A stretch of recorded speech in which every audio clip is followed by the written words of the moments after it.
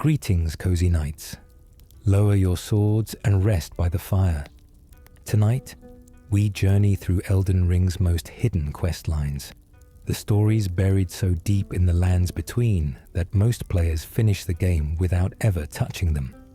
Characters with full lives and quiet tragedies, moving through the world on paths you were never told to follow. Drop a comment below and tell me where you're listening from tonight, and what games you want me to cover next. And subscribe if this helps you sleep. Hyetta's pilgrimage into madness. Somewhere along the long stretch between Stormvale Castle and the lake country of Liurnia, standing with her back against a sun-warmed stone wall, there is a blind woman named Hyetta. She has her face tilted slightly upward, as if she is straining to perceive something in the air above her, something warm and directional that her damaged eyes cannot resolve into a shape. She speaks to you softly.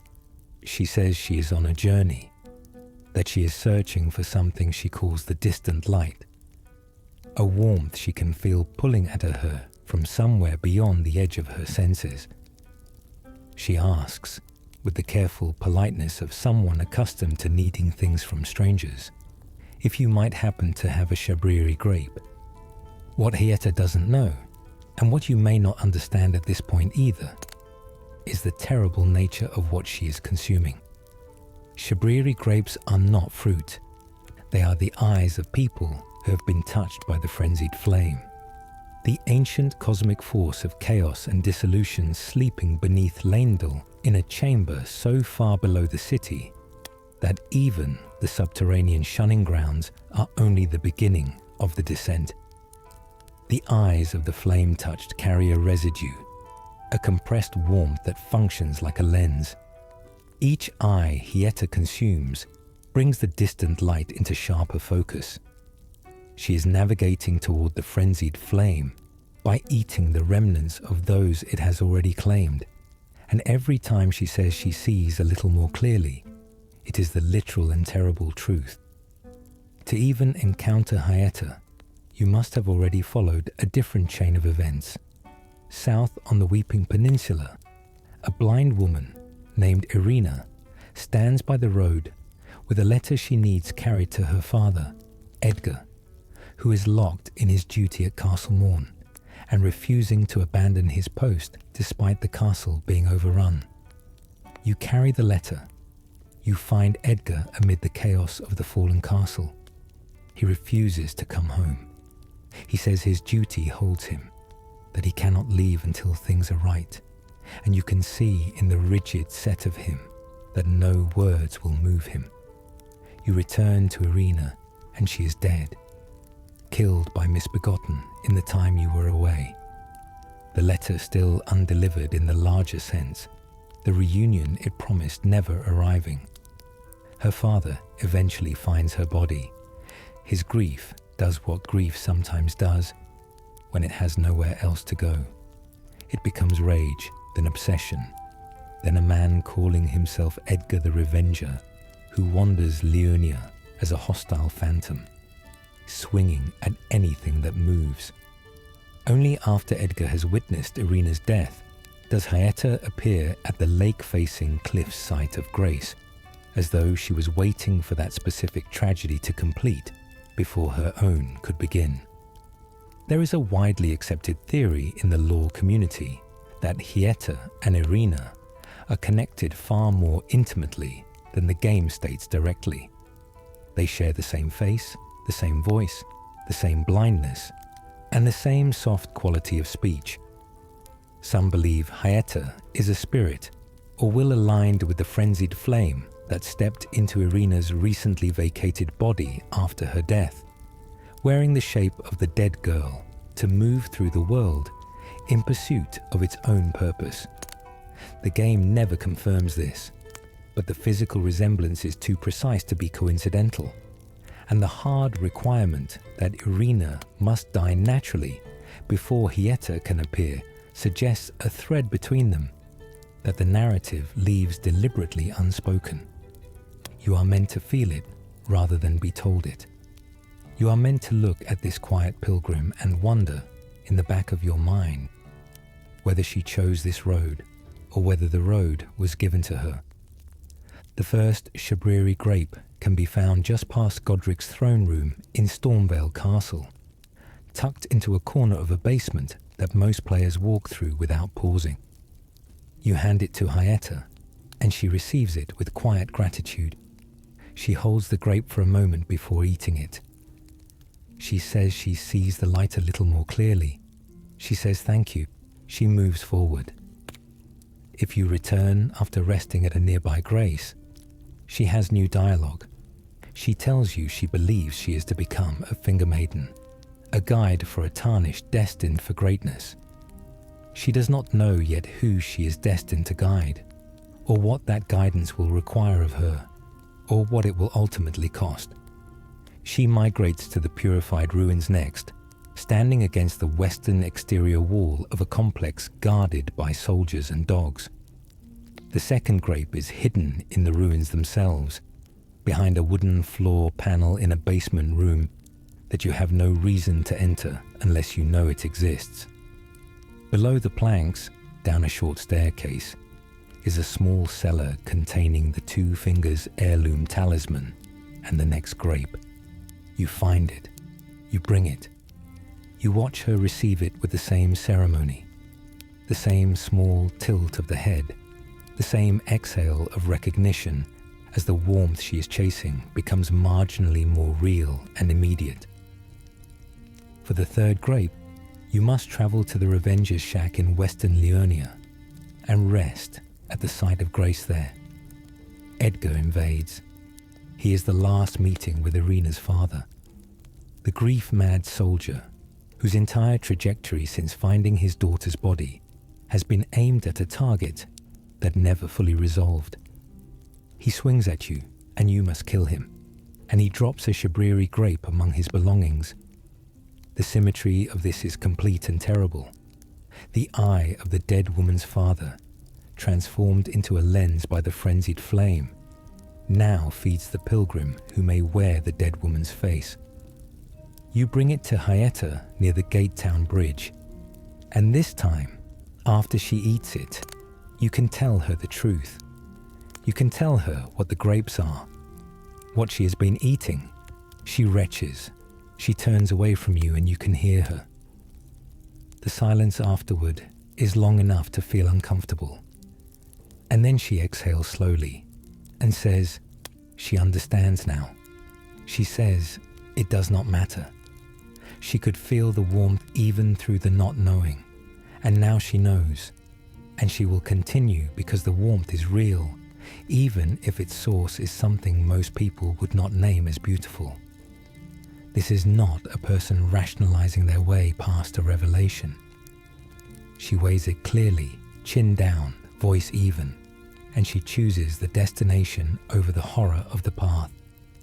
There is something in this moment that is both philosophically honest and deeply frightening. She knows what she is eating. She knows where she is going. She makes the choice with full information and without hesitation. The fourth and final grape requires you to seek out an invader named Festering Fingerprint Vike near the Church of Inhibition in northeast Liurnia. The church sits at the end of a road guarded by a tower that periodically fires the frenzied flame in wide arcs across the surrounding hillside. You take enormous madness build up if you stand in the open during its pulses, and the approach requires timing yourself around rocks and natural cover, waiting for safe windows, moving quickly between them. Vike waits outside the church and invades you as you get close. He fights with a spear and frenzied flame incantations, using the fire with the practiced fluency of someone who has been marked by it for a very long time. His lore is extraordinary. Vike was the Round Table Knight, the Tarnished who came closer to becoming Elden Lord than anyone in history.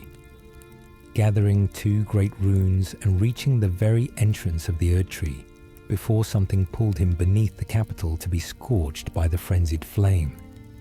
The item descriptions ask a question that was never definitively answered. Did he descend willingly, perhaps to spare his finger maiden from the sacrifice that becoming Elden Lord requires. Or was he lured there by another force? Based on what we know of how Shabriri operates, making nearly the same offer to the player in Yura's body, the closer reading suggests Vike was manipulated, his love for his maiden used as the door through which the frenzied flame entered him. Whatever the truth, he exchanged the greatest destiny the world had prepared for him for madness and fire. The fingerprint grape he drops when he falls is listed in the item description as an eye. The eye of a man whose story the game refuses to close cleanly. It is the last ingredient Hyetta needs. She waits at Bellum Church, just southwest of the Grand Lift of Dectus. Give her the fingerprint grape, exhaust her dialogue, and she tells you she is moving somewhere deep, somewhere below everything, somewhere the light becomes its own source. She seems close to peace, closer to it than she has seemed at any prior point in the questline. She is done asking. She knows the way now. The path to complete her questline requires descending into the subterranean shunning grounds, the vast undercity beneath Leyndell, accessed through a well in the capital's lower quarters. It is a dungeon unto itself. Sewage channels, enormous spiders, omens, things that should not exist beneath a city of gold and grace. At the deepest accessible level, you fight Mog the Omen, the original and lesser version of the blood god, trapped in the dark well before his apotheosis. Past his chamber, there is a chest, and behind that chest, an altar that looks decorative. Strike it. A hidden passage opens. At the end of the passage, a pit. You can see platforms and broken planks below. You descend them. At the very bottom, the floor itself can be broken through by a deliberate fall. And what lies beneath is a corridor lit in flickering amber warmth. And standing at the end of that corridor, just before the door that breathes and pulses with the presence of the three fingers, is Hyetta. She is not afraid. She looks like a woman who has arrived at the thing she was always moving toward, and who knew it would look like this, and who is at peace with the knowing. She tells you to go ahead. She tells you to take off your armor and weapons, to approach the door as you are. Just a body, just open hands, nothing between you and what waits. You strip everything away. You approach the door. The three fingers reach through, and they embrace you, and the frenzied flame brands itself into your flesh, locking you into the path of burning the Erd Tree, not through ceremony, but through obliteration, through the unmaking of the current order and the return of everything to the formless warmth that predates the world as it is. You return to Hyetta. She asks you to burn her with it. You reach out. The fire touches her, and she becomes your finger maiden, the guide who led you here, who ate the eyes of the marked across the length of Leonia, who walked down through the dark to the bottom of everything and lit the way for someone else to follow it. She gives you the frenzied flame seal as she passes, a gift from a pilgrim at the end of her pilgrimage for use in the chaos she helped you find. But before she goes, she speaks the words of the three fingers to you. It is the most complete theological statement in the entire game. All that there is came from the one great, she says. And then, the greater will made a mistake. What was borrowed must be returned. Melt it all away with the yellow chaos flame, until all is one again. The cosmological claim underneath this is staggering. The greater will, the force that shaped the Erd Tree, the Golden Order, the entire structure of civilization and divinity that the lands between has been organized around, is not the original or supreme power. It borrowed from something older and more fundamental. The one great, the undivided state before any distinction between order and chaos existed. The frenzied flame represents the drive to undo the borrowing, to dissolve every distinction and fracture, every sin and hierarchy and suffering, and return everything to the formless whole.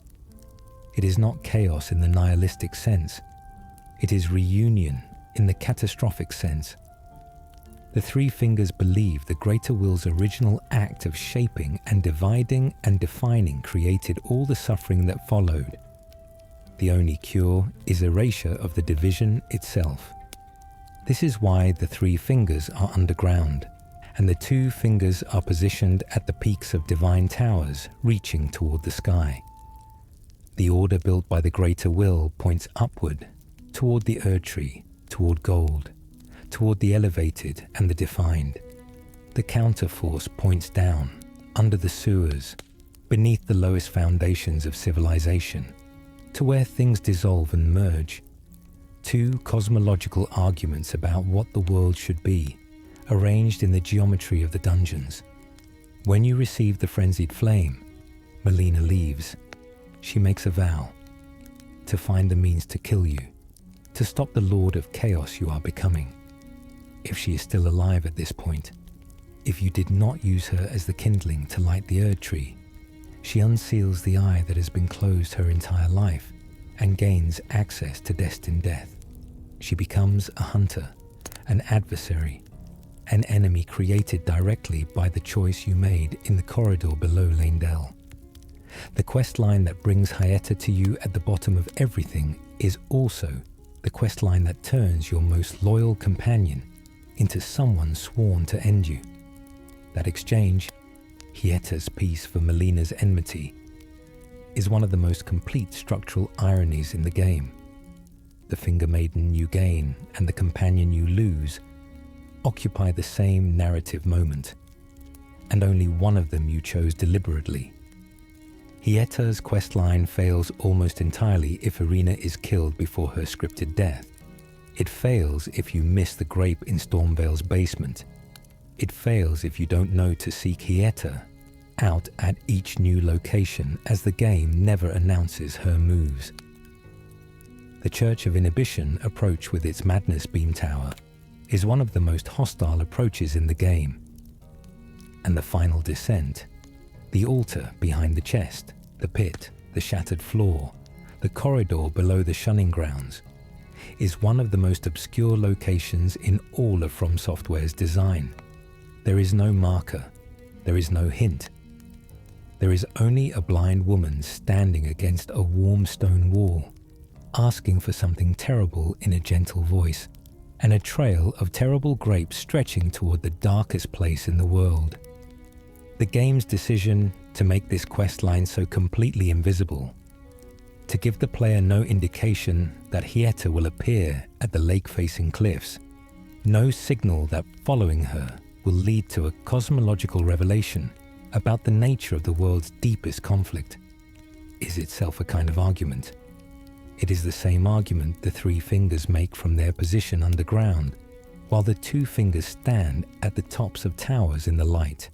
The path that leads to the most radical understanding of the world's true structure is the one that looks at every stage like a detour or a kindness towards someone you have no reason to follow. Most players who receive the Frenzied Flame do so by stumbling into the prescription by accident, stripping their armor in confusion, finding the door and the fingers without understanding what led them there. They missed Hyetta entirely. They received the world's most destructive power without the guide who was supposed to interpret it. That is also, in its own way, the Frenzied Flame's logic. It does not require understanding. It only requires the door to be opened. Millicent's Withering Road. She is on the floor of a ruined church in Caelid when you first find her. Her cheek against the stone. Her arms folded beneath her. Her skin the deep rust orange of someone deep in the scarlet rot's grip. The church sits on a cliff above the poisoned land, and you can see the Aeonia swamp glowing in the distance through the broken windows. Green, purple, and wrong, the permanent scar left by millennia's bloom.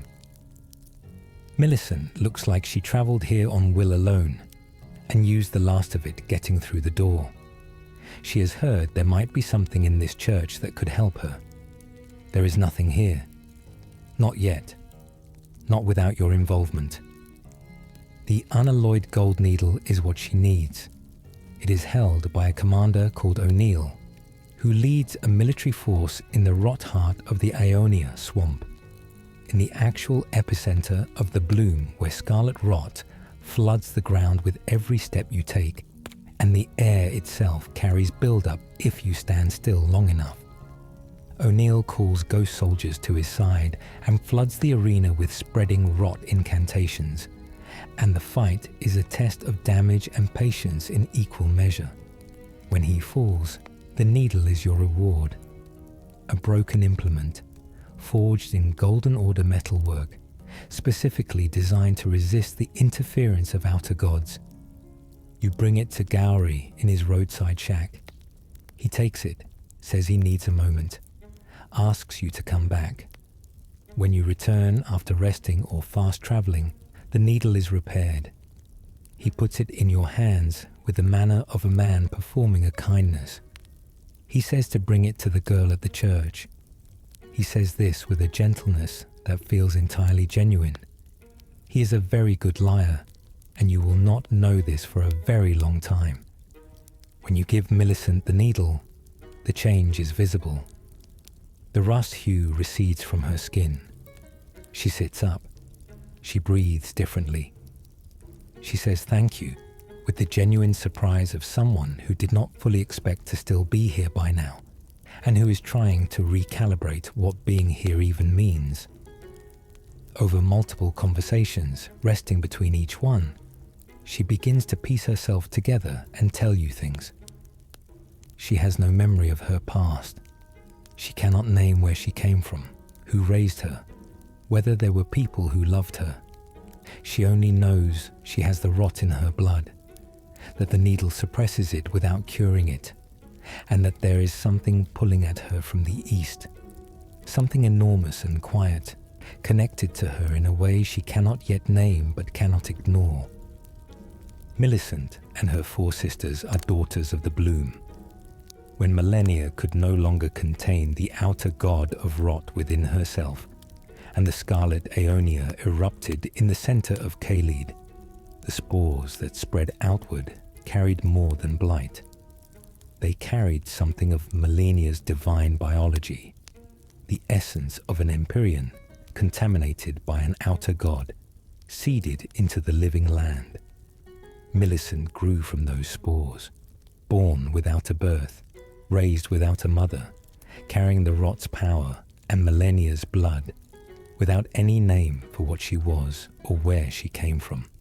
She is, in the most literal sense that the law allows, a daughter of despair. Gowry knows this. He has known it from the moment he heard about the sick girl in the church. He's an agent of the outer god of rot, waiting in his shack for exactly this situation, for one of the Bloom daughters to pass within reach, so he could extend her life with the needle and watch her grow and hope that eventually she would stop resisting the rot that was always going to be her nature. He does not want to cure her. He wants to cultivate her. He gave her the needle not as mercy but as management, a way of delaying the rot's progress until the moment the transformation he is hoping for might actually begin. Every kindness he performs in this quest line has this structure underneath it, useful, real, effective, and designed to serve a purpose that has nothing to do with Millicent's survival as a person. She moves to Altus Plateau after recovering enough to travel, and in the shaded castle, a poisoned fortress in a narrow mountain valley, thick with miasma and guarded by clean rot knights who serve a rotted order. There is a chest at the top of a tower staircase. Inside is the Valkyrie's prosthesis, a steel replacement arm built for someone who has lost a limb and intends to keep using it fully. You bring it to Millicent north of the Erd-tree gazing hill site of grace. She holds it for a long time before accepting it. She attaches it herself. She flexes the fingers of the metal hand slowly, testing the range of each joint. The thanks she gives you is quiet and direct. The thanks of someone who is not performing gratitude, but simply experiencing it. She has been traveling with one arm. Now she has two.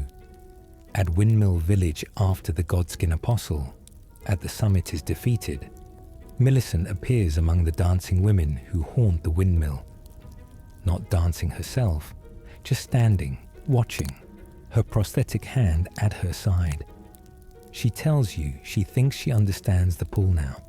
She believes she is connected to Millennia, not as a child in the ordinary sense, not as someone who was raised or known or chosen, but in the way that a catastrophe is connected to its aftermath.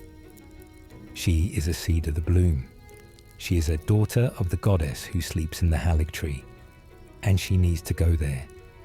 She does not know what she will find. She only knows she must go. The path to the Halig tree is one of the most thoroughly hidden journeys in Elden Ring. It requires two halves of a secret medallion, found in widely separated locations. One from a hidden village in southwest Liurnia, one from a castle in the frozen far north of the mountaintops of giants. It requires using the complete medallion at the Grand Lift of Rold to access a hidden mechanism that takes you to the consecrated snowfield, a region buried under a permanent white storm that the standard game map never acknowledges. From the snowfield, it requires solving a candle-lighting puzzle in a ghost-lit liturgical town while being hunted by invisible black knife assassins, activating a portal that drops you into the treetops of an ancient tree, and then descending through the tree's interior dungeon against some of the most punishing enemy density in the game. Most players never reach the Halig tree. It is hidden inside the hidden path to the hidden region. Millicent waits in the prayer room site of grace in Elfale, the brace of the Halig tree, which is the dungeon housed within the Halig tree's vast internal architecture. She is resting, exhausted but calm, and she talks about Millennia now with the quiet certainty of someone who has worked something out over a very long journey. She thinks Millennia is her mother, not in the conventional sense of the word. Not a mother who chose or raised or knew her, but a mother in the way that a bloom seeds the land around it, that a moment of divine catastrophe gives rise to its echoes. She is one of those echoes. She has been living in the rot shadow of a woman she will never properly meet, and she is here now because the pull became too strong to resist, and she followed it to its source. The final choice is deep in the Halig tree, below the prayer room, past rot pools and a brutal ulcerated tree spirit boss, fought in a swamp of scarlet rot on a crumbling branch platform. Kill the tree spirit. Rest at the drainage channel site of grace. Return. 2 summon signs are on the ground, gold and red. What the red sign represents is worth pausing on, because it is Gowry's actual request. If you speak with Gowry before this final confrontation, he will ask you, clearly, directly, without softening the language, to side with the sisters and kill Millicent. He says, Millicent trusts you, rather deeply in fact. Sever that trust. Nurtured by betrayal, her bud will flower most vividly. He is asking you to weaponize Millicent's care for you against her, to use her genuine connection to you as the mechanism of her death. Not because he hates her, because in his understanding of the outer god of Rot's logic, the despair of sweet betrayal is what transforms a bud into a magnificent flower. He needs her to die in the specific anguish of being killed by someone she loved and trusted. That is the fuel that transforms the bloom into a scarlet Valkyrie in service of the rot. The red summon sign is his plan fully expressed. The gold summon sign is the refusal of it. The 4 sisters have names. Mary is the eldest, then Maureen, then Amy, and finally Pollyanna, the youngest, who is actually present earlier in the questline as a summon during the Commander O'Neill fight in the Aeonia Swamp. Pollyanna fights for you before the questline properly begins, in the very arena where the needle that saves Millicent is found. She was positioned there by Gowry, watching, waiting, providing help that serves the larger operation. Every piece of the questline has been managed by someone with a plan. The sisters arrive at the Haligtree ahead of Millicent because they were sent there by Gowry, ahead of Millicent, to be in position. They are not acting independently. They are completing an assignment. There is also a version of Millicent that most players never encounter. An invader in the Aeonia Swamp, accessible early in the quest line before the needle is given to her. This version attacks with both arms and uses the waterfowl dance, the same blade skill that defines Millennia in her boss fight, the martial signature of the Goddess of Rot's combat style.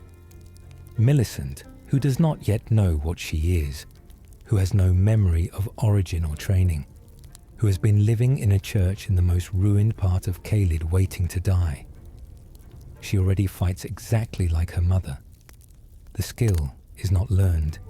It is carried in the blood, or rather, in the spores, in the nature she was born with before anyone told her what her nature meant. Watching her invader form use waterfowl dance against you before she knows she is connected to Millennia is one of the most quietly devastating things in the quest line. A preview of truth that the character herself cannot yet read.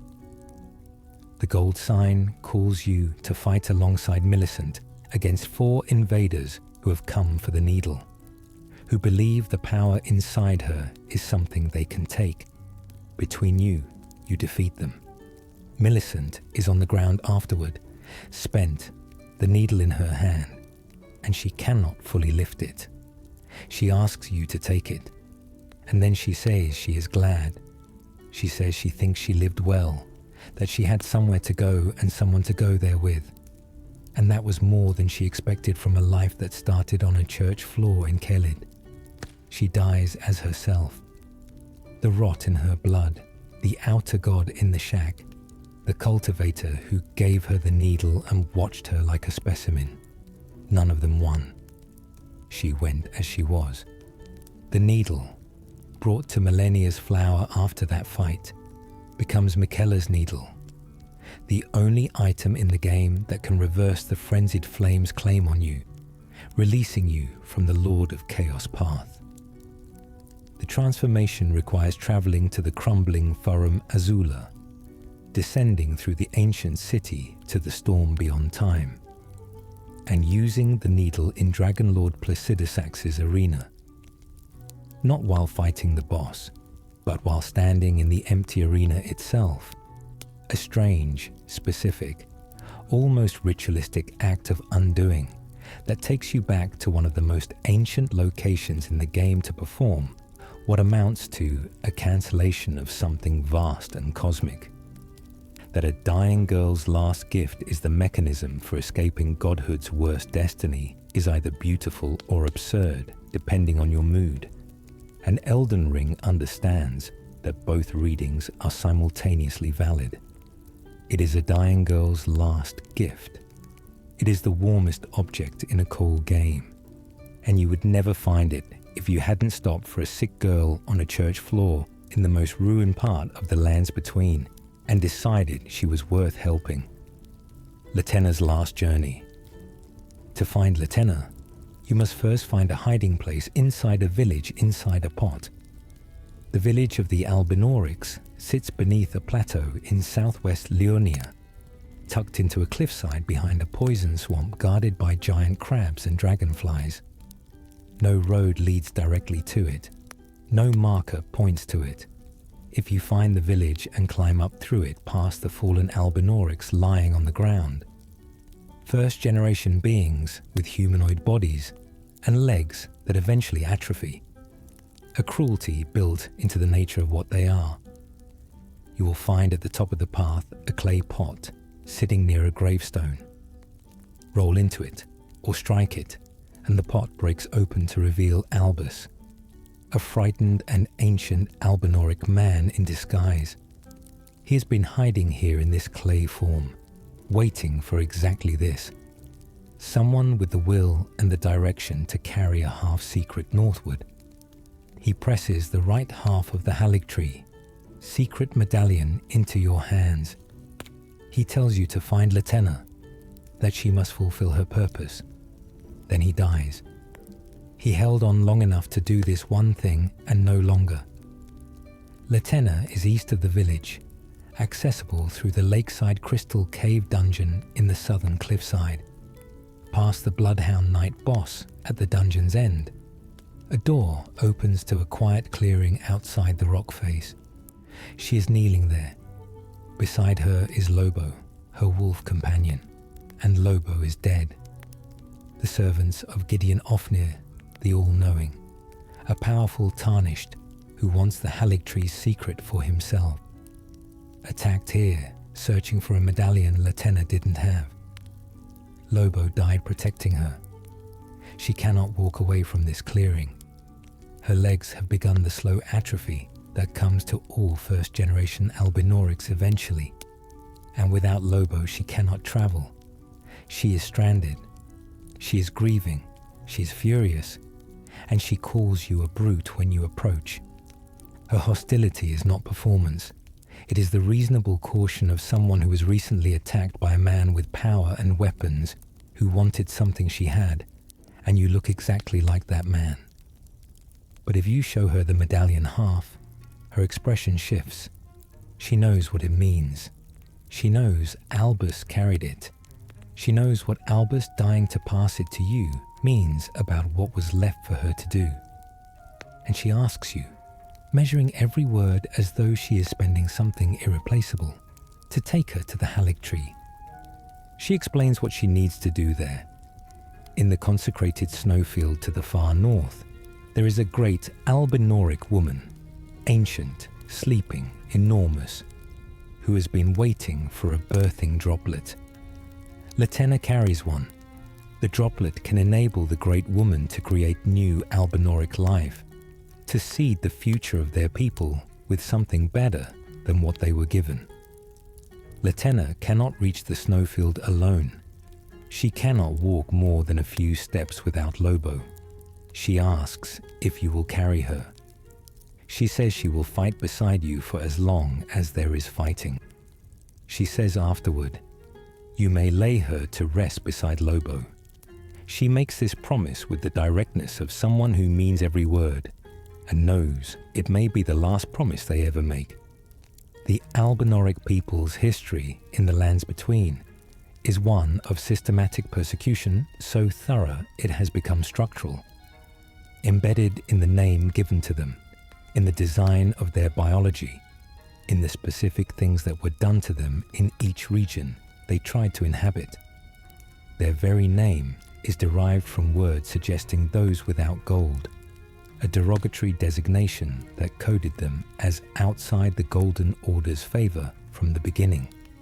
First-generation Albinorics have legs that eventually atrophy, making them dependent on companions and animals for mobility, a limitation built into what they are that the world then used against them. Second-generation Albinorics are more numerous, but face their own forms of marginalization.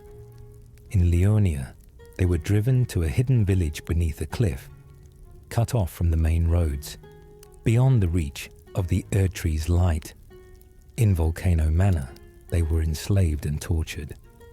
In Mergwyn's dynasty, they formed an oppressed underclass serving a blood god in hopes of a better world. Albus, hiding in a clay pot among the dead of his community when you find him, is the end product of this history, the last guardian of a secret that could preserve the future of his people, reduced to disguising himself as an object because the world that found him would kill him for what he carried. He dies the moment he passes the medallion to you. He held on long enough to do that one thing, and no longer, because that one thing was everything he had left to do. What Latenna is carrying toward the apostate derelict is not just a biological key.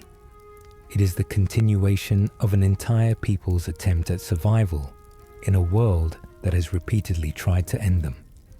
Every persecution, every massacre, every atrophied leg and dead wolf and burned village is in the weight of the birthing droplet. She knows this. She carries it with the focused attention of someone who has distilled everything she has left into a single purposeful act. When she becomes a spirit ash, when she consciously surrenders the independence of her living form to step into the small container and become summonable, she says goodbye to Lobo. The words are few. They are not dramatic. They are just the farewell of someone leaving behind the most important relationship of their life, given to a body that can no longer hear them, in a clearing that will still be here long after you have both moved on. She says farewell, and she goes. She speaks to you from inside the ashes during the long journey north. Her voice emerges in the mountaintops of giants as you approach Castle Sol. She can feel the other medallion half nearby, she says. Castle Sol is a fortress in the frozen far north, its rooftops buried under ice, guarded by a boss called Commander Nile, a weathered general who calls spectral soldiers and wields an electrified flail with the practiced precision of someone who has been defending this edge of the world for a very long time. Past him, up an elevator, the left half of the medallion rests in a chest. You take it. Both halves are now in your hands. The full weight of what you are carrying at this point in the questline is worth sitting with. In your possession, one half of a secret medallion passed to you by a dying man who hid himself in a clay pot to survive long enough to do so, and a second half retrieved from a frozen fortress at the edge of the known world. Between them, the path to a region that does not appear on the standard game map. Tucked into your spirit ash pouch, a woman who gave up the independence of her living body to be carried here. She has been waiting, inside that convict vessel, aware of where she is, feeling the cold of the mountaintops through whatever residual perception the ash form allows, for you to find this second piece. She navigated by a pull she could feel even from inside the ashes. She is a tracker and a fighter who cannot walk, traveling by spirit through the landscape she was always trying to reach, arriving at the consecrated snowfield not under her own power, but because she asked for help and someone was willing to give it. Every step of the journey north is hers, even though her feet never touch the ground. At the grand lift of Rold, you hoist the secret medallion instead of the standard one. The lift moves differently. It takes you sideways and beyond, through a hidden mechanism, into the consecrated snowfield, a region that never appears in the standard game progression, that no main story quest directs you toward, buried under a permanent white storm so thick that the landscape is nearly unreadable even with a map fragment. This is one of the most thoroughly hidden regions in the game. Most players who complete Elden Ring do not find it on their first playthrough. Navigating the snowfield to the apostate derelict in its far northern reaches, beyond Ordina itself, requires passing a walking mausoleum, an enormous animated structure that fires huge magical projectiles at you as it moves, which must be disabled by knocking white barnacles from its legs before you can safely approach the derelict. Inside the ruined church, slumped against the far wall, is a figure of impossible scale, a first-generation albinoric woman named Philia, so enormous she fills the space, her legs folded and atrophied into uselessness, her body ancient and still and alive after years of patient waiting. She has been here for a very long time. She will be here for longer still if Latenna never arrives. You approach. You summon Latenna. She materializes beside you, small and fierce, and finally exactly where she was always trying to reach. She speaks to her giant sister. She gives her the birthing droplet. She asks her to create life, to seed future Albinorics with something better than the cruelty built into the first generation. The great woman receives it. The act is done. Latenna turns to you and thanks you with the plainness of someone who has spent their last resource and is glad of what it bought. She promises to fight beside you until there is no more fighting. She asks only to be laid to rest beside Lobo when you are done. In Ordina, the liturgical town at the snowfield's edge, the regular version of the town, the one not inside the Evergull, has spirits drifting through its streets.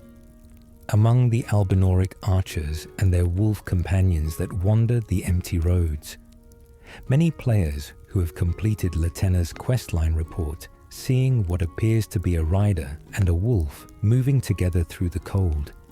And the most natural reading of that detail is that it is Latenna and Lobo, reunited, wandering the place where their journey began, together in a form of peace.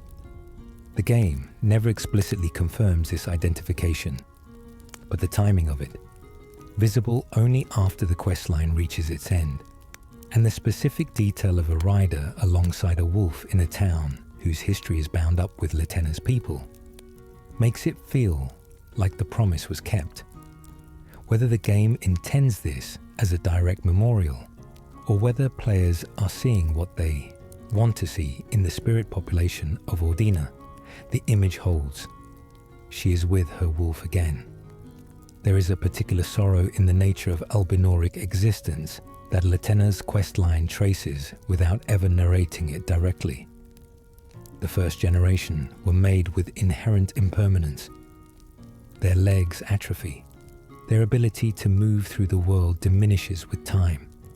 Their dependence on companions and carriers is built into what they are. This was not incidental. They were made this way by someone or something, and the question of why was never answered with anything kind. Latenna has been living inside that fact her entire life. She moved through the world on Lobo's back, fully capable with bow and arrow, fully present as a person, entirely constrained by a biological limitation she did nothing to earn.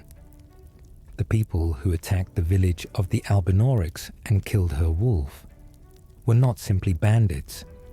They were enforcers of a political will, Gideon's will. And what they took from her was not just Lobo's life, but the specific, irreplaceable form of freedom that Lobo represented. When she gives up the independence of her living form to step into the spirit ashes, she is making a calculation that most people in her position would not make. She is choosing the purpose over the self, not from despair or resignation, but from the clear-eyed pragmatism of someone who has weighed all the available options and found this one most worth pursuing. She will be summoned in other people's fights. She will be dependent on someone else's decision to call her forward.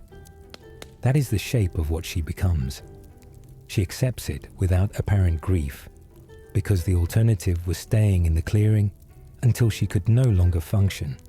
And Latenna was never the kind of person who chose waiting when movement was possible. Her marksmanship in combat is extraordinary. As a spirit ash, she fights with extraordinary range, and the patient precision of someone who has been developing this skill since before the atrophy took her legs, who has spent years perfecting the only movement available to her when physical movements became constrained. Every arrow she fires is the product of a long education in precision that began when she understood what her life was going to look like and decided to be excellent at the things it still allowed. the Albinoric woman in the apostate derelict receiving the birthing droplet, represents the future Latenna helped make possible, a future she will never inhabit directly. The jars and carriers and communities that come from that act of seeding are Latenna's legacy, and they will not remember her name. The ghosts in Ordina are the only monument she gets, in a town that empties after you solve its puzzle and moves on. Lobo is with her. It is enough. Diallos and the blood of House Hoslow. When you first encounter Diallos in the Round Table Hold, you notice the tension he carries beneath the mannered speech. He has the bearing of old money and careful upbringing, and underneath it, the fixed quality of someone concentrating very hard on remaining composed. He is looking for a woman named Latenna, his servant, his companion since childhood, who has gone missing in the lands between. He describes her with warmth that surprises you, coming from a man so careful with his words. He is not looking for property. He is looking for someone he loves, and he knows the difference. And he's trying not to say it so directly because directness would mean acknowledging how frightened he is. When you reach northern Liurnia near the Academy Gate town, Diallos is already there. He is standing over Latenna's corpse on a sunken rooftop, hands at his sides, jaw tight, the training fighting with the grief for control of his face. He recites his family's motto in a voice stripped down to its essential structure. The tale of House Hoslow is told in blood. He says the recusants of Volcano Manor killed her. He says he is going to find them and make them pay. His voice is steady and completely hollow, the voice of someone performing what they believe resolve should sound like before they have had time to feel it fully. This questline fails entirely if you defeat Rykard, Lord of Blasphemy, before ever speaking to Diallos inside the manor's drawing room. Kill the god-eating serpent before that conversation happens, and the manor empties. Tanith leaves, the drawing room clears out, and Diallos never completes his arc there. The game gives you no warning about this. It simply removes the rest of his story from possibility if you act out of order. Many players discover this questline on a second playthrough and realize they closed the door to it on their first without knowing it existed. The Volcano Manor and its recusants deserve a moment of attention because understanding what Diallos joined makes his eventual disillusionment more complete. Rykard, Lord of Blasphemy, offered himself to a god-devouring serpent, allowed the ancient creature to consume him and merge with him in an act that violated everything the Golden Order defined as sacred. The serpent devoured Rykard, and what emerged from that union was something that contained both.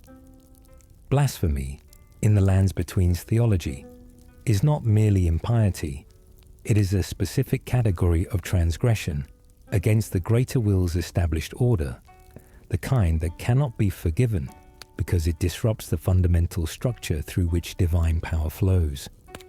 Rykard committed it knowingly, defiantly, and built a community around defiance. The recusants of Volcano Manor are his instrument, tarnished, who were attracted to the idea of hunting other tarnished, of eliminating those who pursue the Golden Order's mandate of becoming Elden Lord. The contracts are not random assassination. They are ideological. Every tarnished eliminated is someone who will not mend the Elden Ring, will not restore what Rykard considers a fraudulent system, will not serve the greater will that his own blasphemy defined him in opposition to. Diallos, in joining the recusants, does not fully understand this. Tanith offered him belonging and purpose, and he took them without examining what the institution stood for. He was grieving, and she saw him clearly, and she knew that a man in that state, from that lineage, offered that specific thing, would accept it. She was correct. He served a lord who ate gods because a woman was kind to him and called him a champion, and he wanted so badly to be worth something that he could not afford to ask what he was becoming worth in service of. Diallos has an older brother named Juno Hoslow, who is everything Diallos spent his life trying to become and never quite managing. Juno was the genuine article, capable, sure, someone who carried the House Hoslow legacy without needing to rehearse it. He loved his younger brother despite Diallos' lifelong conviction that he was the inadequate sibling, the one who didn't measure up.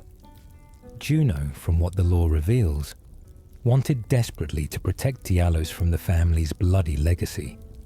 He took it on himself, becoming the heir and the hunter, so that Diallos would not have to. The care in that is profound.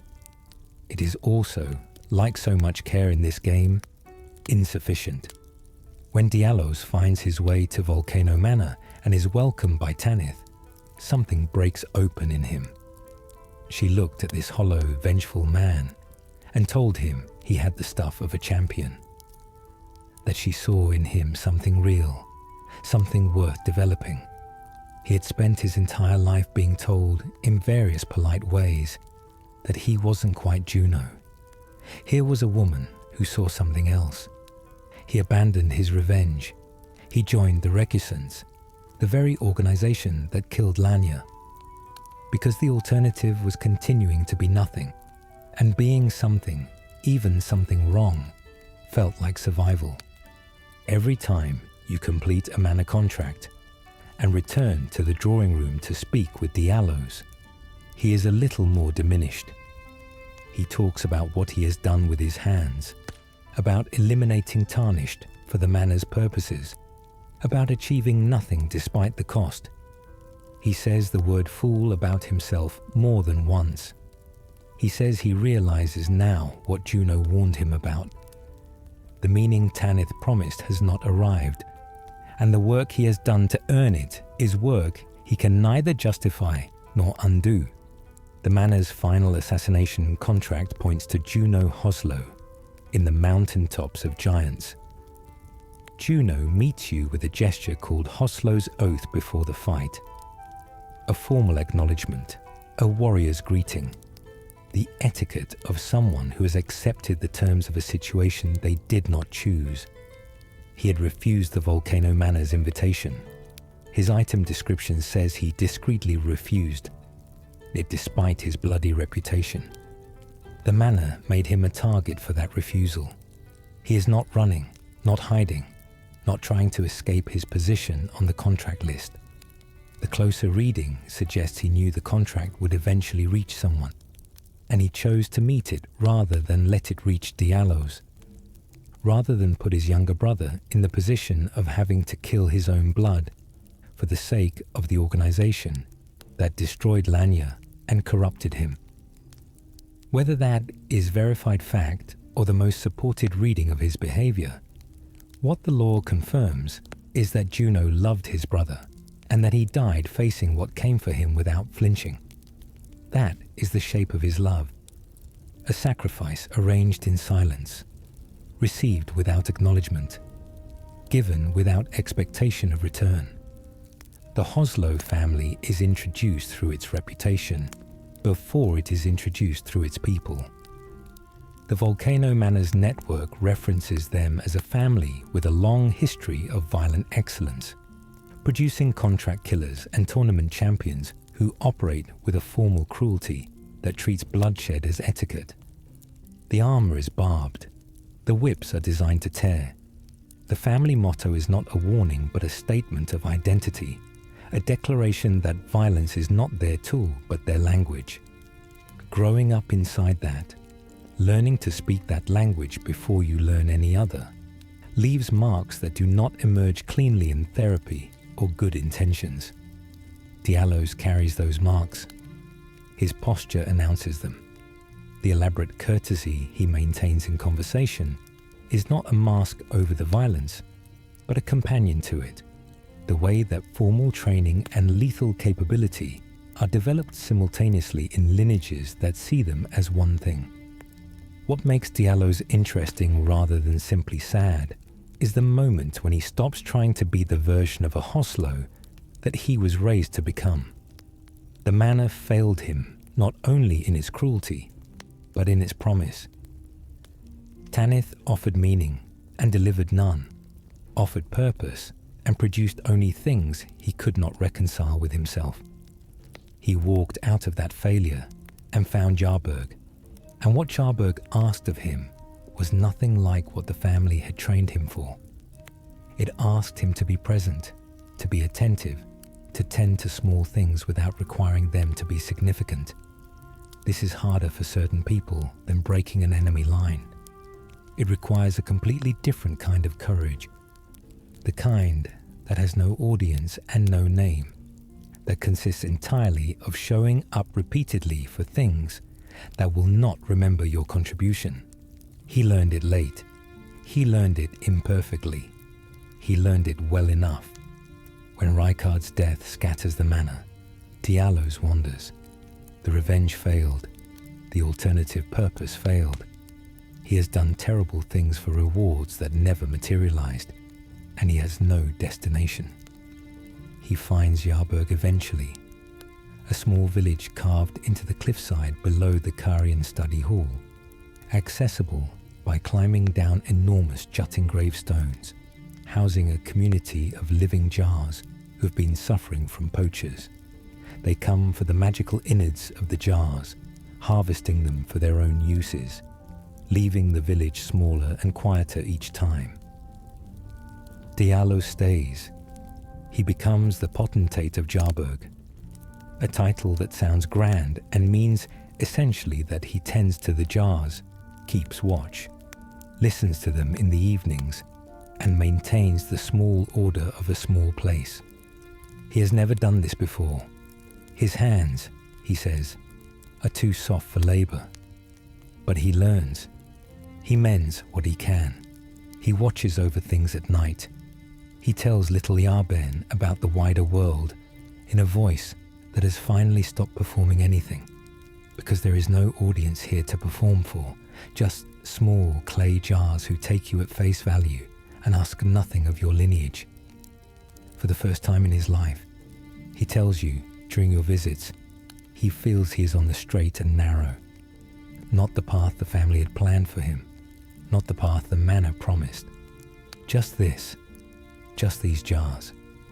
It is the smallest possible version of a worthy life, and it turns out to be the only version that fits him. The poachers come, in force eventually, and Diallos fights them. He is not a great warrior. He never became the Hoslow champion he aspired to be, never measured up to Juno's standard, never quite lived up to the motto that has followed him his whole life. But he fights. He kills the poachers. He takes wounds he cannot recover from. And when you return to Jar-Bairn, he is dying on the ground, propped against the stones, with the particular stillness of someone who has stopped trying to hold on. He says most of the jars are safe. He says he drove them off. He seems at peace in a way he never managed anywhere else in his entire arc.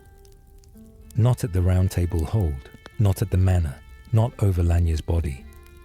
The tale of House Hoslow is told in blood. He just didn't know, at the beginning, that the blood would be his, or that the story would be worth telling for this. The peace in his face at the end is not the peace of someone who has achieved what they set out to achieve. He did not become a champion. He did not avenge Lanya in any meaningful sense. He did not bring glory to House Hoslow or fulfill the potential that his lineage promised. What he did was smaller and more complete than any of those things. He found a place where he could be useful without the weight of expectation. And he stayed, and he protected it at the cost of everything he had left. The motto of his family says the tale is told in blood. His blood, spent in a village of clay pots that the rest of the lands between will never notice, is still a tale. It is a small tale. It is his. Jar-Bairn consumes his body.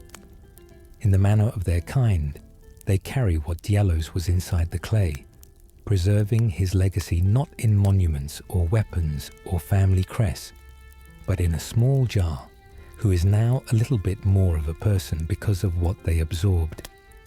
The Hoslow name is not spoken in Jar-Bairn. No monument announces that a man from a famous bloodline of killers died here protecting something gentle. The jars don't know his history. They know he came and stayed and fought for them when it was required. That knowledge lives inside Jar-Bairn now, compressed into the clay alongside whatever they absorb from him. The stubbornness, the eventual capacity for quiet, the willingness to show up for something that was not watching to see if he would. The line of House Hoslow continues in a cliff-carved village that nobody visits, and it is maintained not in blood, but in care. It is the most unusual memorial in the game, and also the most fitting one. Jar-Bairn and the Warrior Jar's path. Jar-Bairn is easy to miss entirely. Reaching it requires noticing the enormous gravestones that jut from the cliffside below the Carian Study Hall in Liurnia, and understanding that they can be descended like irregular steps. A descent the game never announces, and no quest marker suggests. There are no enemies in Jar-Bairn. The village is home to living jars in various sizes, peaceful and purposeful in their gentle way, going about their existence in the quiet that the cliff provides. Near the site of grace, sitting on the steps of a building with their small clay feet kicking, is Jar-Bairn.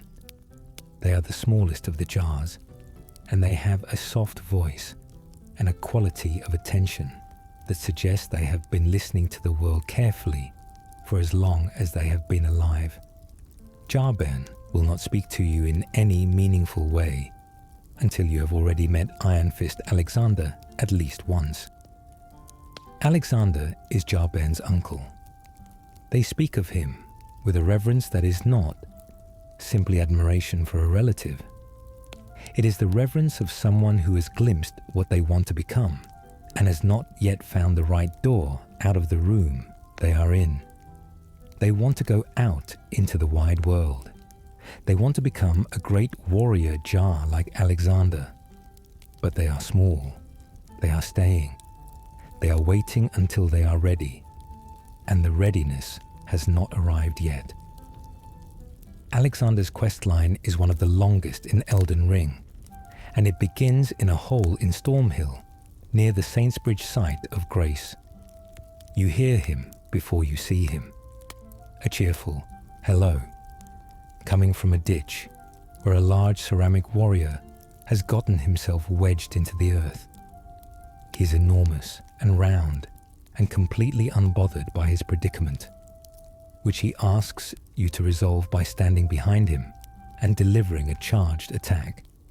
This pops him free with a burst of effort and scattered soil, and he thanks you with genuine delight, gives you exalted flesh, and tells you about the combat festival at Redmane Castle in Caelid. He has a direction. He always has a direction. He is built to move toward challenges, and the idea that he might not always find them does not seem to have occurred to him. The nature of what Alexander is building himself into is worth sitting with for a moment. Living jars are warrior vessels by design, created to hold the remains of fallen fighters, to accumulate the essence of those they absorb, to grow stronger with each champion they receive. The item descriptions that reference living jars are consistent on this. The jars are made for this purpose, and what they contain defines what they become. A jar that holds great warriors grows into something shaped by great warriors. Alexander has been doing this intentionally, not incidentally. Each challenge he seeks out, each fighter he absorbs, each battle he throws himself into, is part of a deliberate process of accumulation. He is not just testing himself, he is building himself. Every shard of Alexander's strength was someone else's strength first, contributed to him in the manner of their kind, and he carries it forward as his own. When Alexander is found after the Raiden festival, crawling through the aftermath of that enormous battle, and eating the fallen warriors with methodical enthusiasm. He is not desecrating the dead. He is honoring them in the only way his nature allows. Their strength goes on. Their power continues to fight. They become part of something that will keep going into the world and keep testing itself against challenges worth facing. The fallen at Radon's festival were mighty tarnished, who answered the summons knowing what they were walking into, and Alexander receives them accordingly, with reverence dressed as appetite. You find him stuck again in eastern Leonia, cracked from the Radon battle. He cannot be freed by a charged attack this time. His clay body is damaged and needs something to loosen it first. An oil pot, crafted from a recipe sold by the abandoned merchant in the Siofra River's depths, does the work. Apply the oil, apply the strike, and Alexander comes free with the same undiminished joy he had when you first met him.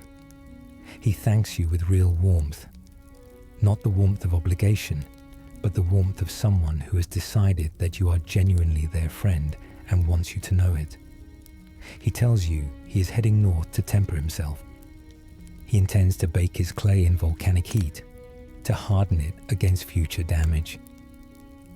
At Mount Gelmir, in a pool of actual lava south of Fort Lyad, a pool that will kill you quickly if you stand in it, Alexander sits contentedly, drinking the fire, turning himself into something more resistant. He gives you the jar helm for visiting him, which is primarily remarkable for making you look absurd, and tells you he is heading east.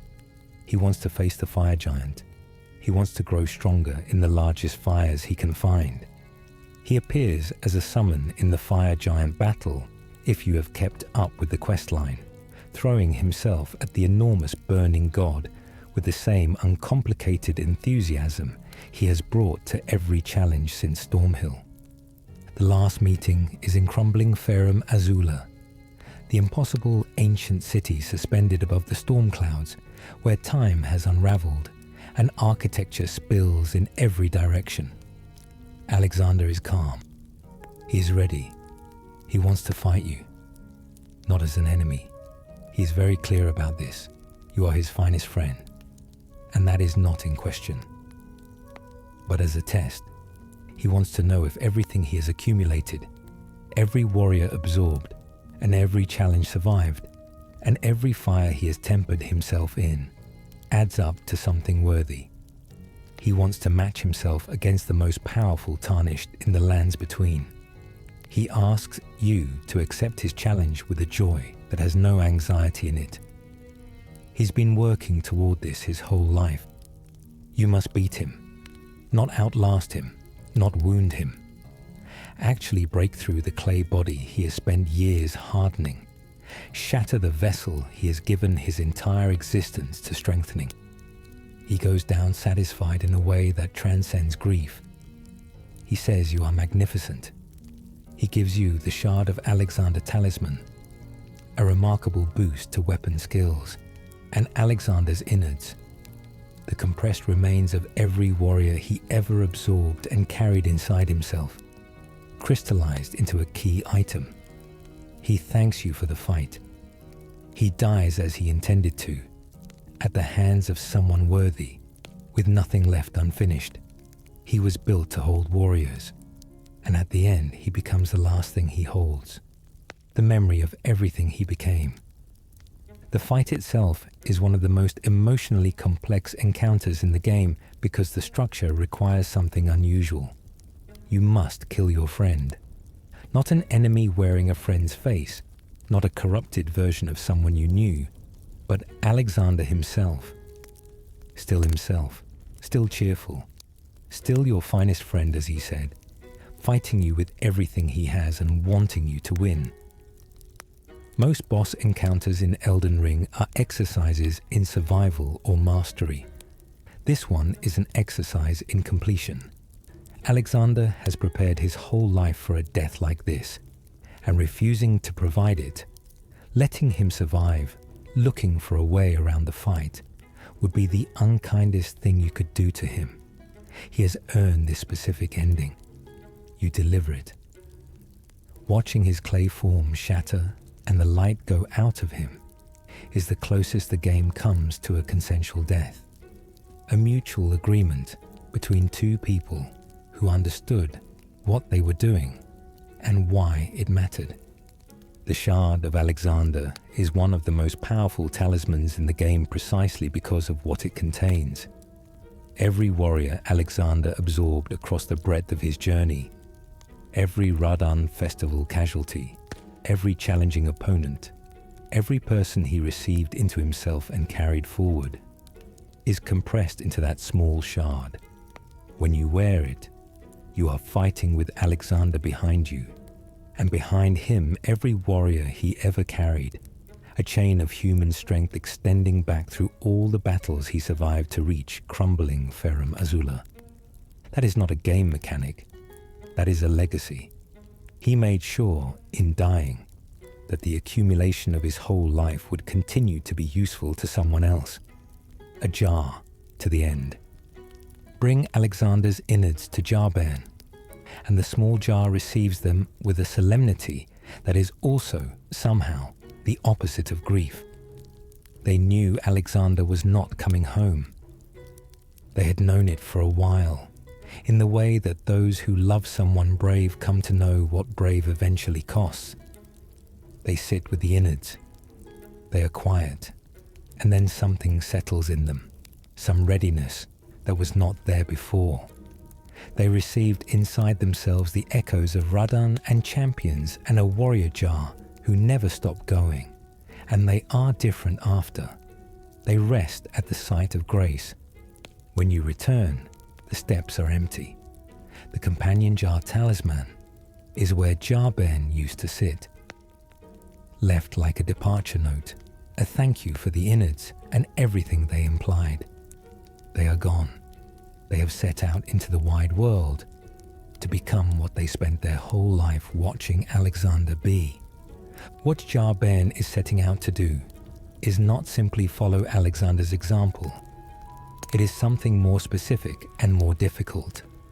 To carry what Alexander was into a world that has no road sign pointing toward the kind of life he lived. Alexander had a destination from the very beginning. The Radahn festival, the next challenge, the next fire to temper himself in. He always knew which direction to go. Jar-Bairn is leaving Jarburg with no destination, only the inherited impulse toward challenge and worthiness, and a clay body that has spent its whole existence in a safe place. They have never faced real danger alone. They have never been stuck in a ditch far from anyone. They will be. The lands between will test them the same way it tested Alexander, the same way it tests every living thing that ventures beyond the safety of familiar walls. Whether Jar-Bairn survives, whether they find what they are looking for, whether they become something Alexander would recognize and be glad of, the game does not tell you. They step off the edge of Jabber's cliff path and disappear from the story, and what remains is the space they occupied on those steps and the small weight of a talisman shaped like a jar. Some departures are the whole point. The journey is the ending. You help them reach it. Nepheli Loux and the throne. She never wanted. Nepheli Loux is in a side room in Stormvale Castle when you first meet her, standing in the contained readiness of someone for whom sustained alertness has become their natural posture. She has 2 axes and a directness that skips past social pleasantry entirely. She offers to help you fight Godric without waiting to be asked, which tells you immediately who she is, someone who sees what needs doing and does it without performing the decision. She can be summoned for the Godric fight as a gold cooperator, where she fights with aggressive commitment and the specific violence of a warrior who has no complicated feelings about the work. Her history is tangled with Gideon Ofnir, the all-knowing, who runs the Round Table Hold with the warmth of a man, for whom warmth is entirely strategic. Gideon is her adoptive father. He recruited her at some point in her past, recognizing her capabilities and bringing her into his operation. She sought him out hoping for something he could not provide and may never have intended to. Some genuine paternal acknowledgement, some sense of belonging that went past usefulness. Nepheli eventually discovered the truth about the village of the Albinaurics. What she found was evidence that the massacre of that village, the dead Albinaurics lying on the ground, the community shattered, was carried out by Gideon's own men on Gideon's orders, in pursuit of a medallion half he wanted badly enough to kill for. She found out that her father is the kind of man who does that. She's been living with it since. Gideon's nature is more complicated than simple villainy, and understanding the contradiction makes Nepheli's situation worse rather than better. He once told her, and there is no indication he was lying, that if he became Elden Lord, he would rule so that the weak would never be cheated again. The demi-humans who serve around the Round Table do so with genuine loyalty. There are people who follow Gideon because they believe he means what he says about protecting those without power in the lands between. He holds that vision sincerely. He also sent an omen killer and a team of agents to ransack a village of persecuted beings whose only crime was possessing half of a medallion he needed. The Albinaurics in that village had been driven to the margins of the world long before he arrived. Their settlement tucked under a plateau, cut off from the rest of Liurnia, even the light of the Erdtree unable to reach them there. When Gideon's men came, they were killed, their bodies burned. He needed a medallion half to advance his ambition to reach the Haligtree and locate Miquella. He got it. The village is gone. This is the specific shape of Gideon's failure. He is a man who genuinely wants justice for the vulnerable, but treats specific vulnerable people as acceptable losses the moment they obstruct his goals. He never resolves this contradiction. He continues to hold both things at once, the principle and the massacre, because resolving it would require examining something he's not willing to examine. Nepheli saw the results of this and then had to understand that the man who shaped her sense of justice is the same man who ordered that fire. That recognition does not give you clean anger or clear next steps. It removes the floor from the room you were standing in, and you spend a long time trying to find where the ground is now. After Godric's death, she is at the Round Table Hold, standing outside Gideon's study, with the expression of someone who has recently had to completely rebuild their understanding of a person they thought they knew. She gives you the Arsenal charm. She doesn't elaborate much. The questline stalls out badly here, unless you are specifically tracking it. You must speak with both her and Gideon, and progress the main story sufficiently to unlock new dialogue waves. She moves to the village of the Albinaurics in southwest Liurnia. Crouching under the bridge at the base of the hill, speaking quietly about what her father ordered and what it means for the belief she built her service around. When you press Gideon about his relationship to Nepheli, he dismisses her with the bureaucratic finality of a man who has already moved on from the question of her usefulness. There is a moment where she sits at the bottom of the stairs in the Round Table Hold, and she is not quite present. She is there. She responds to you, but she is watching herself from the outside, going through motions while something important has gone still inside her. The grief of discovering that a parent is not who you believed them to be is a specific and hollow kind of grief, quiet in ways that more dramatic pain is not. Elden Ring renders it precisely in the quality of her silence and the direction of her gaze. What you bring her is the Stormhawk King, spirit ashes found in the Chapel of Anticipation, the opening area of the entire game, the place where your journey began, and where you were killed by the grafted scion on your first morning in the lands between. Getting back there requires the 4 belfries in northwest Liurnia, an imbued sword key from the chest at the summit of the highest belfry, the correct portal out of 4 options, and the willingness to return to the beginning and defeat what you were meant to die to. The Stormhawk King is in a sealed room in the chapel that was never accessible on your first arrival. A room that required you to become everything you've become before it would open. The Stormhawks themselves are worth understanding before you hand the ashes over. These were not ordinary birds kept as pets or military mascots.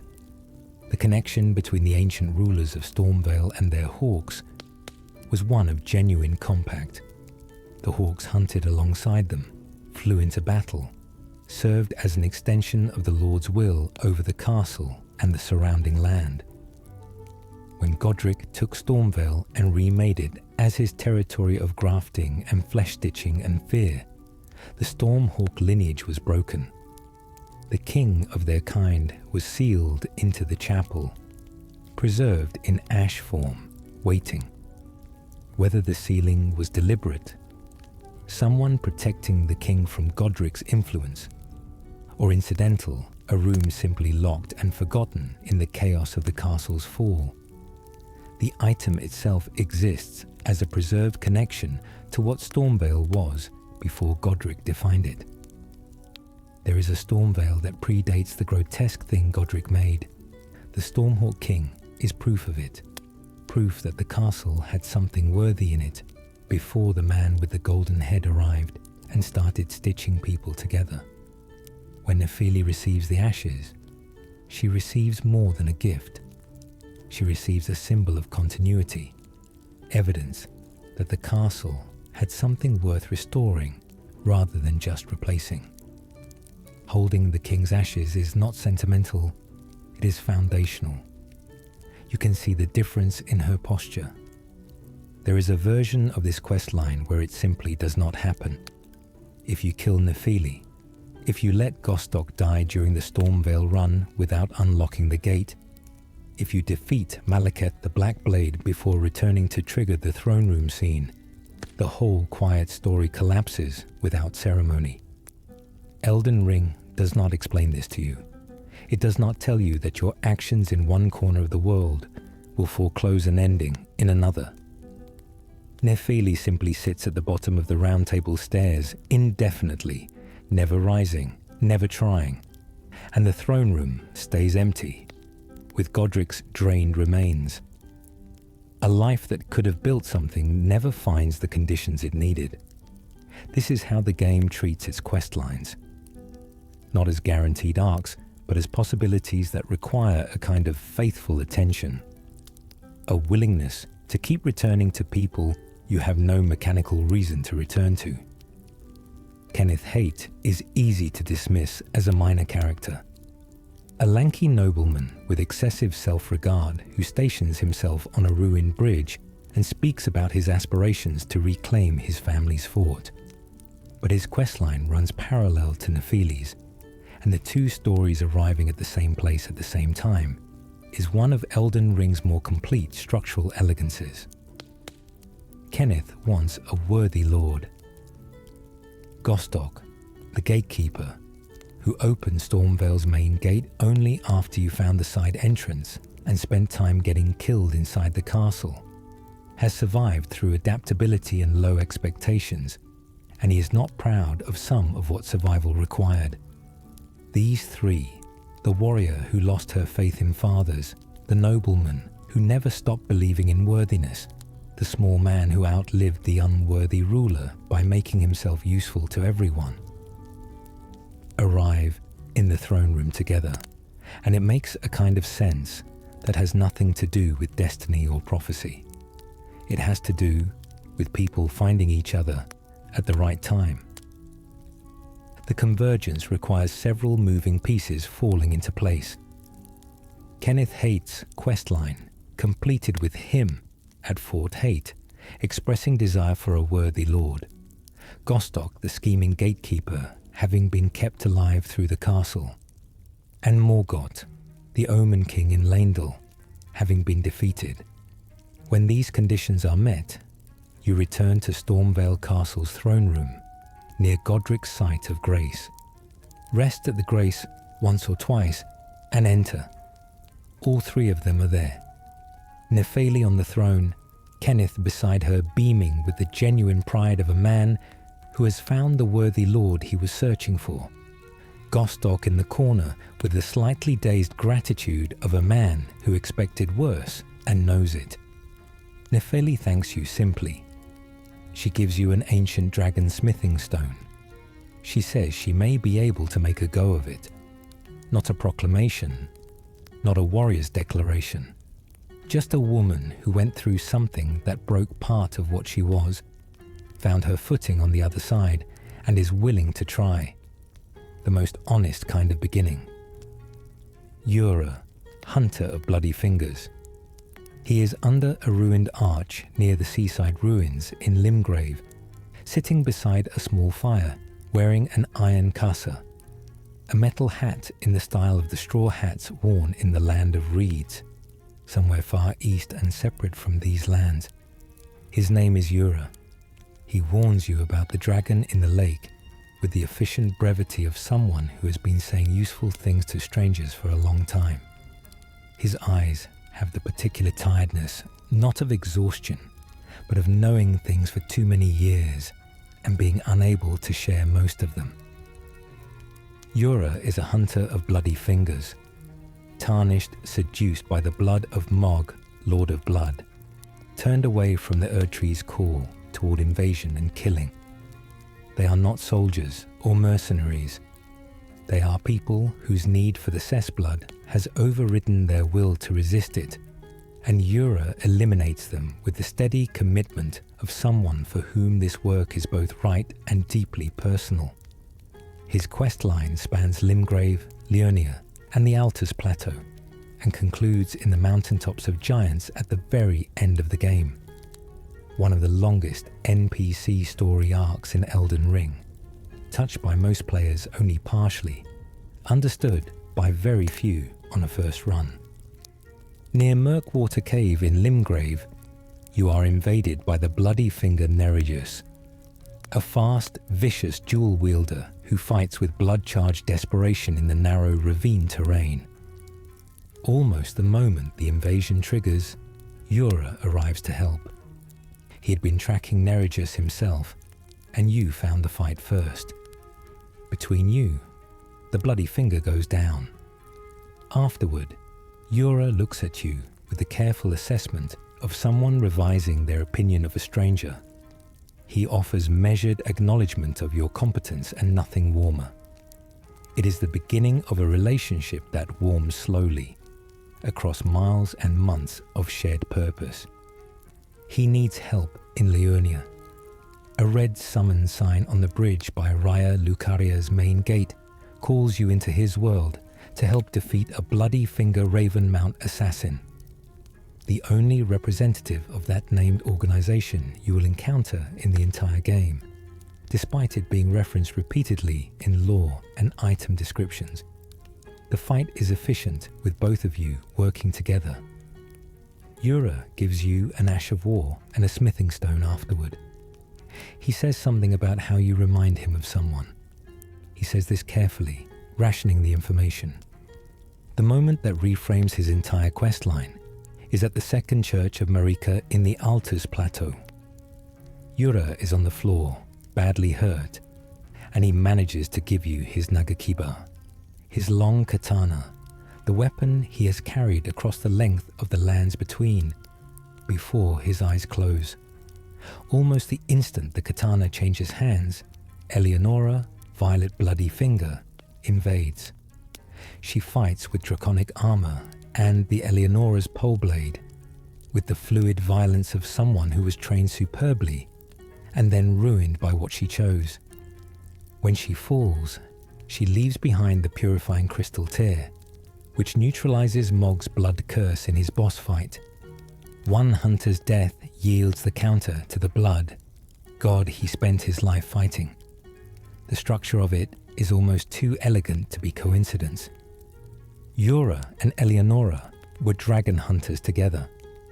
They both went to the Church of Dragon Communion. They ate dragon hearts, following the ancient ritual that grants power in exchange for a gradual erosion of what makes you human. Eleonora consumed too much. The draconic essence corrupted her into blood madness eventually, and she answered Mog's call and became what Yura hunted.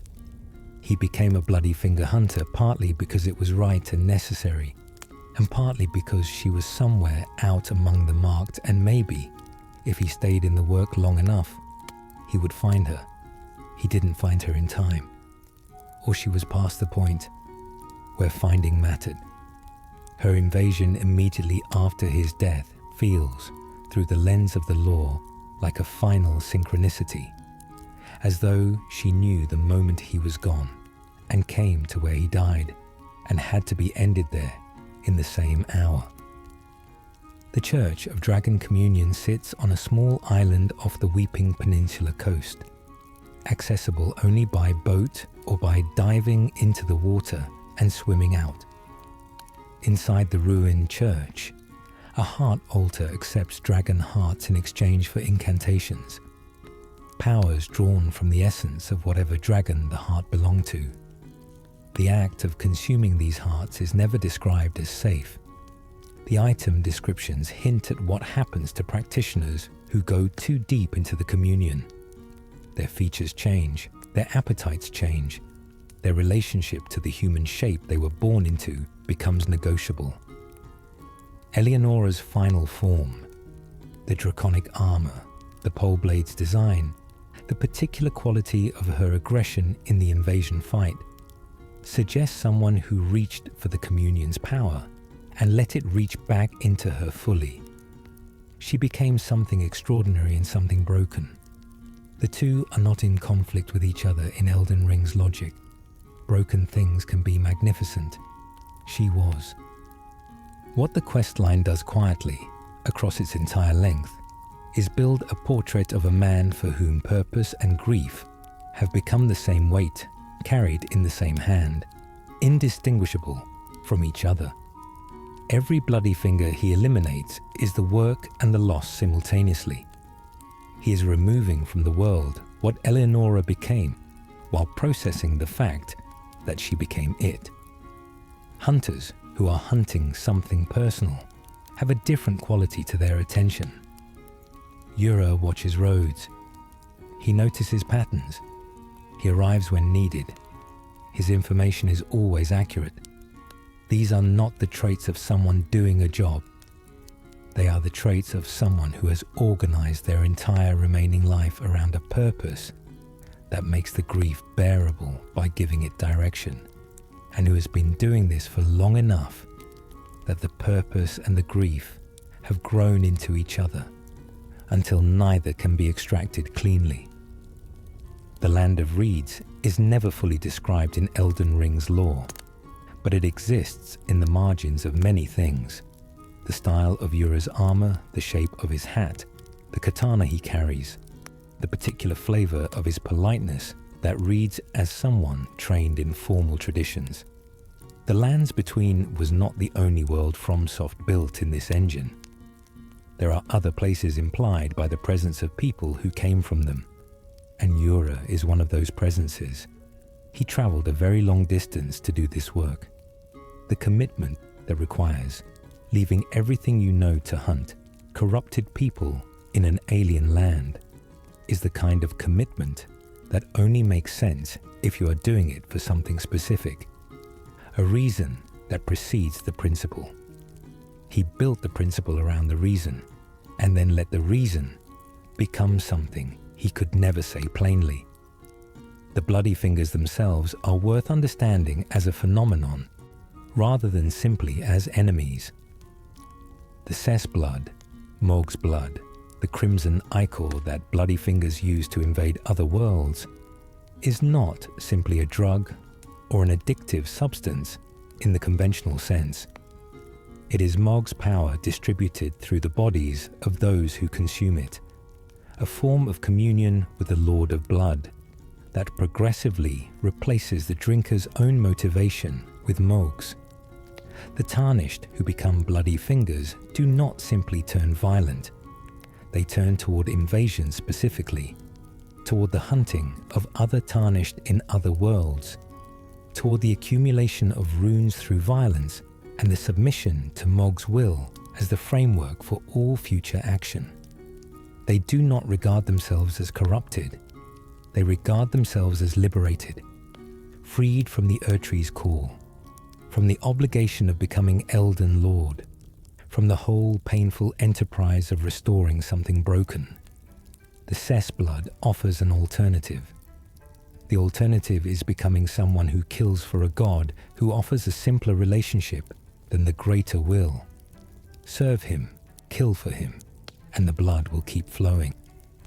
Yura hunts people who believed this offer was better than what the Erdtree had in mind for them. He hunts people who were, at some point, people very much like Eleonora. What the questline withholds until nearly the end is the shape of his loss. It reveals itself in the way he mentions Eleonora during your encounter with Shabriri. Briefly, as a fact he guards by understatement.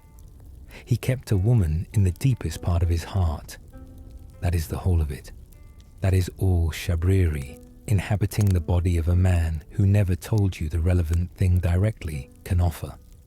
And somehow, this small disclosure, arriving in the most wrong context possible, through the voice of a possessing spirit in a dead man's shape, is the most affecting moment in the questline.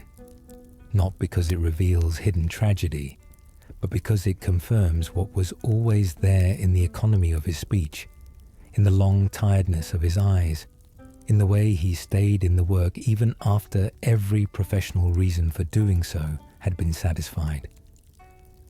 He was looking.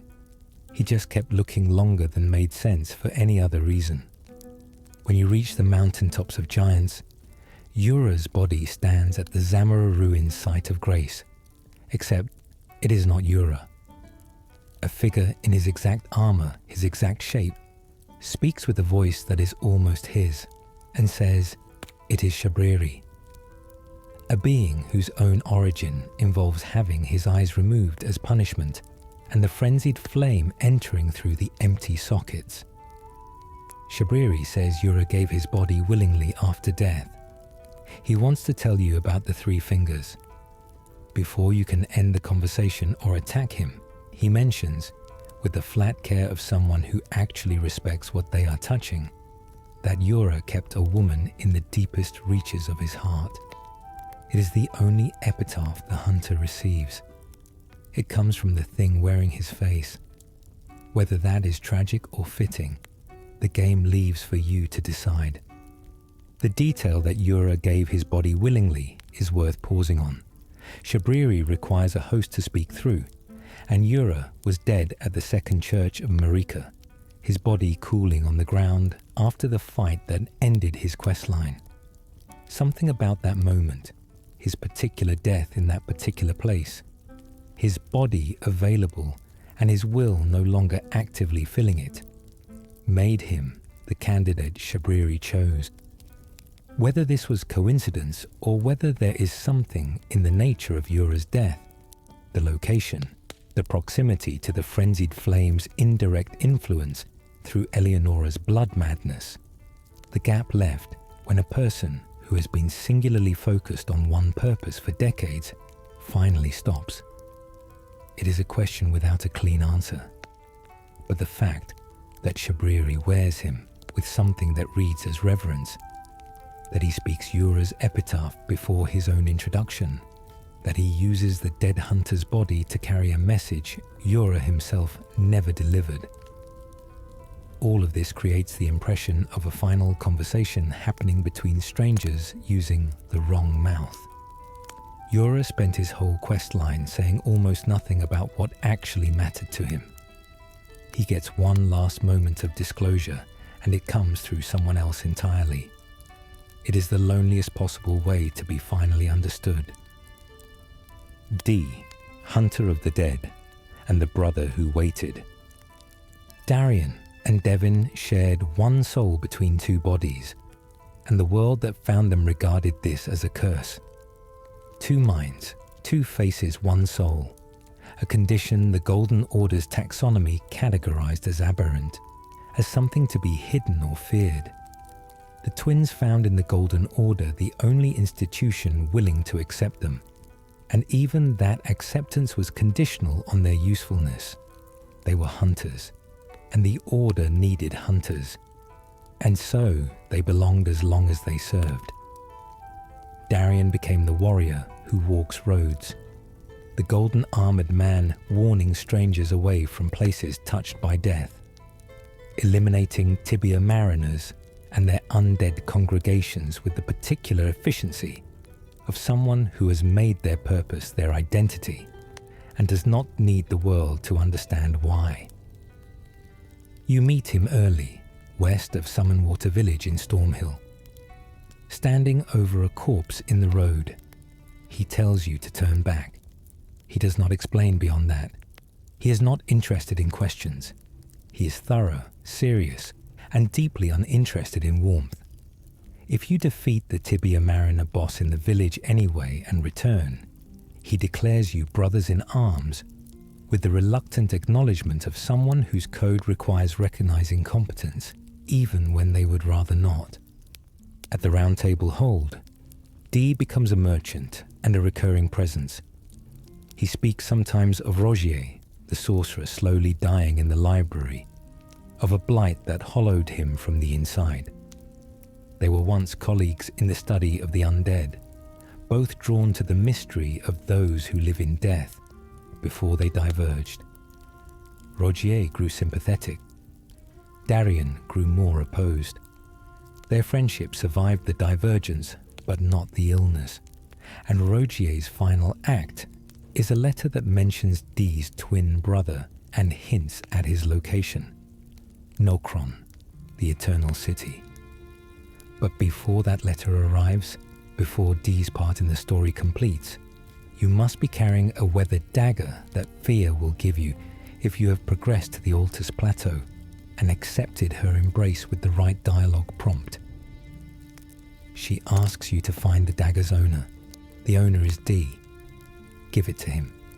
He accepts it with a brief expression you cannot read and says he will return it to the person it came from originally. Rest at a site of grace. Return to the Round Table Hold and try the door beside Fear's chamber. It is open now, a door that was sealed before. Inside, Dee is on the floor, dead. Fear is beside him. She does not deny it. She tells you she is one of those who live in death, the beings Dee dedicated his existence to eliminating. She used the dagger. The dagger belonged to the Prince of Death and was necessary for her purpose, and she took it back. She says this with the evenness of someone who accepted the cost before she made the decision. The philosophical weight of what Dee stands for deserves attention. Those who live in death are not simply undead in the conventional sense. They are beings for whom death has become disrupted, who cannot complete the passage that every living thing is supposed to make. The Erdtree burns the dead and returns their grace to the cycle. And those who do not reach the Erdtree are stranded in an incomplete state, present but not living, absent but not gone. The Golden Order regards this as an abomination. Dee was trained to regard it this way, but the Questline's architecture asks you to spend time with both a Dee who hunts the death-touched and a Fear who advocates for them. And what you observe is that Fear's case is not irrational. The dead, who cannot rest, are not enemies of the living. They are a symptom of a system that has been breaking down slowly for a very long time. Dee eliminated symptoms. Fear tried to address the cause. Neither of them had enough of the picture on their own. The weathered dagger that Fear gives you is an item of unusual weight in lore terms. The dagger is described as belonging to Fear herself, but its connection to the Prince of Death, Godwyn the Golden, runs deeper than ownership.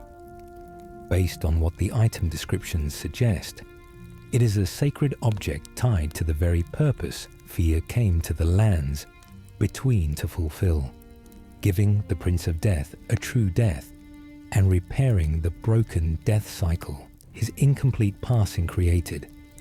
She carried it as both proof and instrument of that mission. Giving it to you, asking you to return it to its owner, is an act of trust from someone who has been careful with her trust. When you give it to D, you are placing in his hands the instrument of his death, though neither of you knows this yet. The loop is closed quietly, in the space between dialogue exchanges, in the silence of a man accepting an old knife from a stranger with no idea of what it means for him. His expression in that moment is unreadable. That unreadability is the most precise thing the game could have given him. A man who has organized his existence around certainty, confronted suddenly with something that does not resolve. Take the twin set from D's body. Do not alter it. The reason the instruction matters, do not alter it, is structural. If you upgrade the set at a blacksmith, if you change it in any way, it no longer functions as the whole item it needs to be for the questline. The game does not explain this. It does not warn you. The twin set must be delivered intact, as a complete set, as though it is still D's, which is precisely what Devon needs to receive. A modified set is not his brother's armor. Only the original passes. The difference between D and Fia as characters is not simply that one is a hunter and the other is an advocate. It is that they understand the same phenomenon from opposite sides, and both reach internally consistent conclusions. D has watched what those who live in death actually look like in the world. The Tibia mariners with their burial boats, the undead congregations that form around them, the disruption to the natural order that accumulates when the death cycle is broken. He experiences this as a disease that spreads if unchecked. Fia has watched the same phenomenon and sees suffering that goes on too long. Incomplete processes that deserve resolution. Beings trapped by a system that was never designed with their welfare in mind. Neither of them is wrong about what they observe. They are drawing different conclusions from the same facts. The game spends considerable time, through Rogier, through the lore of the Tree, through the architecture of Nokron and Deeproot Depths, building the case that both of them have partial understanding. The truth is larger than either position. Fia's full plan is revealed in the Deeproot Depths, the lowest accessible point in the game's underground world. A place of enormous roots, architectural remnants of a civilization far older than Lendel, and a quality of profound stillness that suggests nothing has disturbed this place in a very long time. She has carried the Prince of Death's dream here because this is where Godwyn's body resides. Godwyn the Golden, firstborn of the Elden Lord, whose soul was slain on the night of the Black Knives, while his body was left alive. He is the first of those who live in death, in the most literal sense, the soul that could not complete its passage, the body that kept growing and putrefying and expanding outward through the roots beneath the capital, seeding the death blight that has been corrupting the Tree from below. Fia's purpose is to give Godwyn a proper death, to close the loop that opened on the night of the Black Knives, and build from that death a rune that could repair the broken relationship between the living world and its dead. The mending rune of the Death Prince is the product of Fia's life's work. Her role as a deathbed companion, her cultivation of warmth and closeness with Tarnished, who carry echoes of the death she needs, her journey through the lands between gathering what the rune requires. She lies down with Godwyn's remains to complete the act. The rune is born from that union. It is, in the game's symbolic logic, a love story and a funeral simultaneously. The most complete act of care the questline can offer. A woman who believed the incomplete deserved completion, who devoted herself entirely to making that happen, and who lay down to sleep at the end of it, having done the thing she came to do. The Age of Duskborn ending uses this rune to build a world in which death works as it should, in which those who live in death can finally rest, in which the fog that fills the lands between at the ending's close represents not despair, but the clearing of something that has been stuck for too long. It is not triumphant. It is quiet and final and overdue. Devin is in Nokron, the eternal city beneath the earth, the realm opened by Radan's death and the meteor it loosed upon Limgrave. He sits against the railing of a balcony just outside the Valiant Gargoyle boss arena in the Siofra Aqueduct, and he will not speak to you meaningfully without the twin set in hand. Give it to him. He receives it in silence, puts on his brother's armor, becomes summonable for the twin gargoyle fight that waits beyond the door. The Valiant Gargoyle duo is one of the harder boss encounters in the underground, and Devin fighting beside you makes it survivable in a way that respects the difficulty without eliminating it. Then he disappears, heading toward his purpose. Devin's waiting is its own kind of story. He has been in Nokron since before you arrived in the lands between, standing on that balcony, in that quiet city of pale stone and silver light, separated from his brother by the full depth of the earth. One soul in two bodies means that when Darian was alive, Devin was never entirely alone. When Darian died, Devin became something the lands between had no category for. A half of a singular thing, severed, still present. He did not know what had happened at the Round Table Hold until you brought the armor south and underground. The set itself was the message. He understood it immediately. He did not ask questions. Fear's questline ends in the deep-root depths, at the absolute bottom of the underground world. She has fulfilled the thing she came to the lands between to do. Carried the Prince of Death's dream to completion, fought for it, arrived at the place where it could be completed. The Lich Dragon Fortisasak's boss fight in her deathbed dream is one of the most atmospheric in the game. A battle in golden dreamlight against an ancient beast. When it is done, you take the mending rune of the Death Prince from Fear's sleeping body, the rune she constructed, which enables the Age of Duskborn ending, a world in which death works as it was always supposed to, and the accursed can finally rest. The Age of Duskborn is the only ending in the game that comes with a cost this visible. You arrive at it through the body of a woman who killed a man you knew, through an underground city of the dead, and the grief of a twin who had no name for his condition, through a rune built from the dream of a death god and the life of a deathbed companion who believed that the incomplete deserved to be completed. It is not a triumphant ending in any conventional sense, but it is perhaps the most humane one the game offers. The quieting of suffering that has gone on too long, the closing of doors that should have closed much earlier. Fear did not do a good thing through clean means. She did what she believed was necessary and accepted the cost of it, and lay down to sleep with it. Return to where Fear is. Devin is standing over her in his brother's armor. He says something brief and final.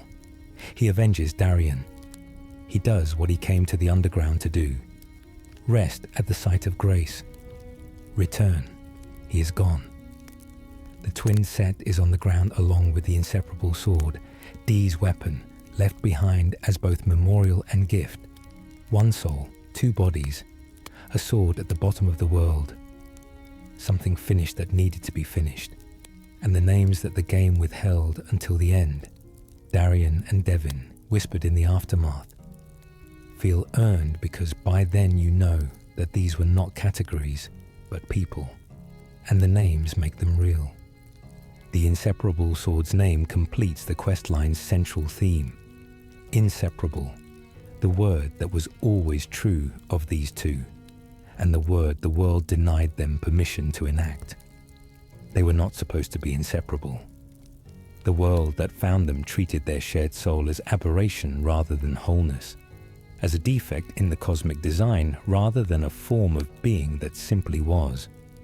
They were separated by circumstance, by tragedy, by the full depth of the earth between them. They found each other again through you. They finished what needed finishing together.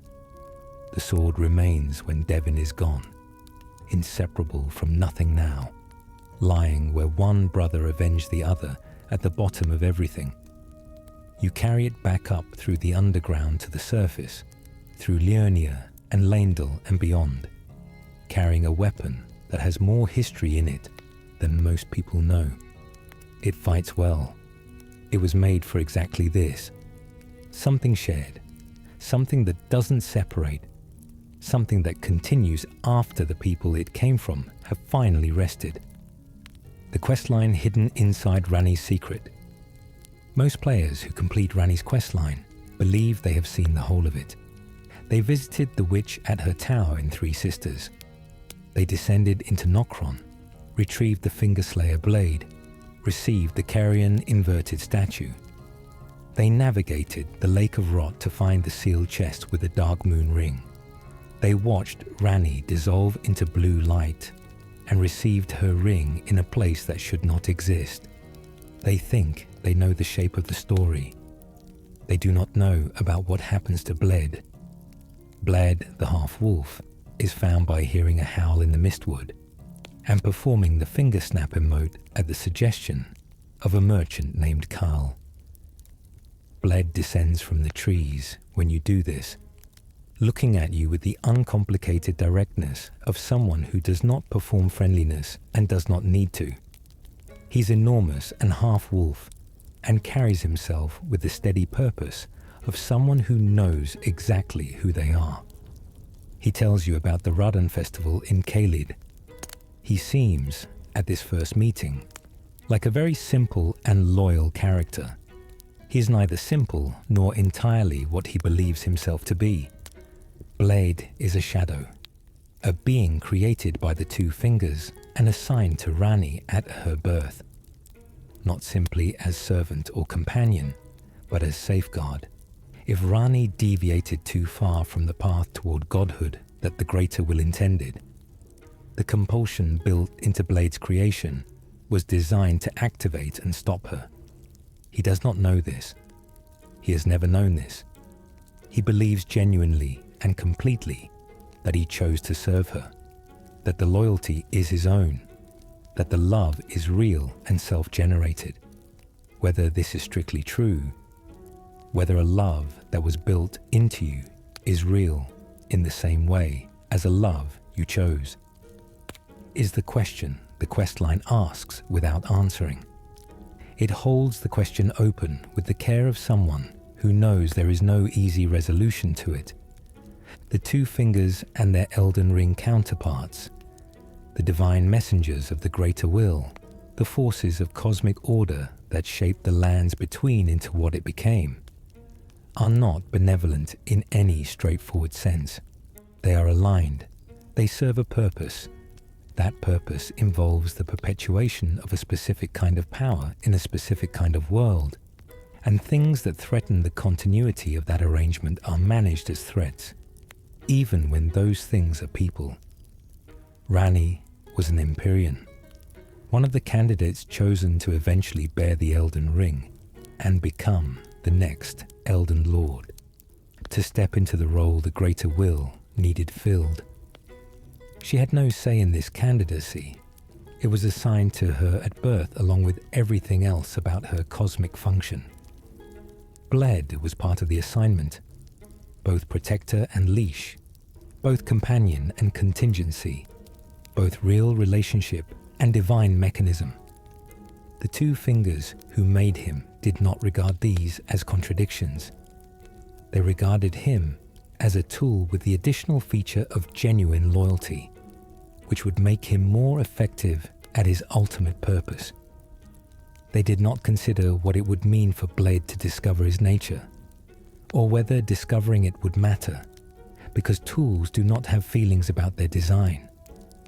Ranni's deviation was the Night of the Black Knives, the event in which Godwyn the Golden was assassinated and Ranni's own Empyrean spirit was severed from her body, allowing her to escape the Greater Will's claim on her future. From that moment, the compulsion in Bled began to press against his will. The Night of the Black Knives is worth understanding in full, because it is the hinge on which nearly everything in Elden Ring turns. Before that night, demigods did not die. Death as a concept, true, final death, rather than the endless recycling of grace through the Erdtree, did not exist for the divine class of beings. Marika had sealed the rune of death within Malekith, her half-brother and shadow-bound beast, specifically to ensure that she and those she loved could not be killed in any permanent sense.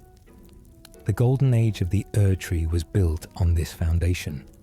Immortal gods, immortal order, everything continuing forever under the Greater Will's arrangement. Ranni stole a fragment of that rune. She performed a ritual to imbue the Black Knife Assassin's daggers with it. An elite group of Numen women with ties to Marika, women from the Eternal Cities, who had their own reasons to oppose the Greater Will's dominance. On a wintry night, they entered Lendil and slew Godwyn the Golden, Marika's firstborn and most beloved son, carving the curse mark of death into his flesh. At the same moment, on a tower far from the capital, Ranni took her own life in the flesh. Both deaths happened simultaneously, which split what should have been a complete curse mark into two half-wheels. Godwyn's soul died while his body lived on. The first and most horrifying instance of someone who lives in death, the corrupted state that the rune of death's imperfect application produced. Ranni's body died while her soul survived, transferring into the doll form she has worn ever since. She planned this. She needed another death to occur at the same moment as her own, so the curse mark would form. She needed to shed her mortal Empyrean body to escape the destiny the Two Fingers had mapped out for her, without destroying the soul she intended to keep. Whether she specifically intended for Godwyn to be the other death is one of the great unresolved questions of the lore. She admits to stealing the rune. She admits to imbuing the daggers. She never explicitly says she ordered Godwyn's death. The ambiguity is deliberate, and it is the kind of ambiguity that changes the moral weight of everything that follows depending on how you read it. The Night of the Black Knives shattered everything. It grieved Marika so completely that she destroyed the Elden Ring herself, shattering it into great runes and distributing its shards among the demigods, igniting the conflict known as the Shattering. It introduced Deathroot into the lands between through the spread of the death energy through Godwyn's body and the Erdtree's roots. It created those who live in death. It gave Ranni the freedom she needed to pursue the Age of Stars. One woman's refusal to accept a predetermined destiny detonated the world. When you serve her and complete her questline, you are helping her finish what that refusal began. The escape from the Greater Will's arrangement. The replacement of forced divine order with chosen cosmic freedom. From the moment of the Night of Black Knives onward, the compulsion in Bled began pressing harder against his will. He noticed it himself. He mentions it to you across the questline if you speak to him at the right moments, that something is wrong in him, that there is a darkness he can feel at the edge of his mind, that he does not know where it comes from and cannot make it go away. He fights it by serving Ranni more completely. He throws the energy of the compulsion's resistance into more loyalty, more commitment, more willingness to do whatever she needs done. He fights at the Radan festival alongside dozens of summoned allies. Ranni needs the stars to fall. They carry a treasure hidden by the impact that she cannot reach otherwise. And the stars are held in place by Radan's gravity magic. Defeating Radan releases them. Blade fights the god with everything he has joyfully, because Ranni asked, and this is the most useful thing he can possibly be doing. His participation in that fight is one of the most quietly moving moments of the questline. A massive creature who knows something is wrong with him, who knows the darkness in him is growing, throwing himself at a demigod because the woman he loves needs it done. He does not hesitate. He never hesitates.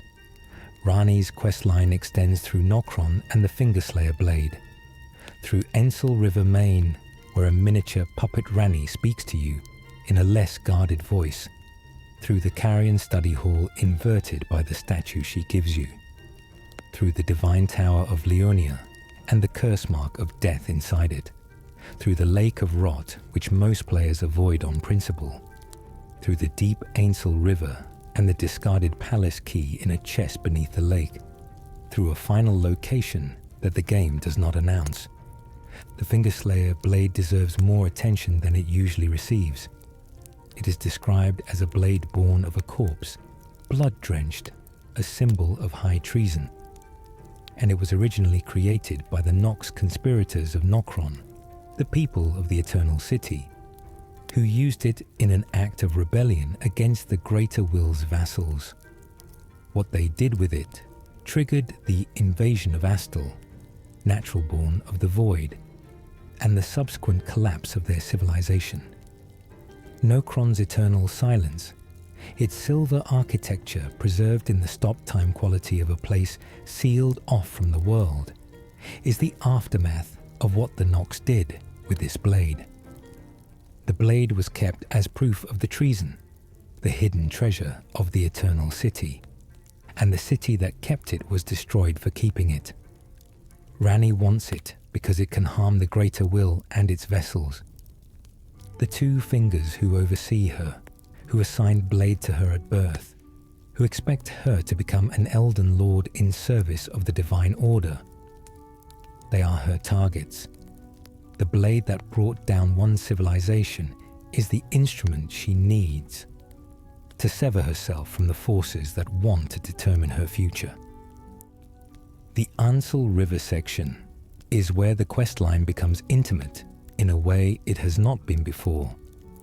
You collect a small puppet doll, a miniature replica of Ranni's doll body, from a site near the entrance, and you must speak to it at a site of grace multiple times before it responds. When it does, the voice that comes out is Ranni's, smaller and more unguarded than the formal witch you met in her tower. She tells you she has moved on ahead. She thanks you quietly for continuing. She tells you something about the path that feels, just slightly, like something she would not say from her tower in full formal mode.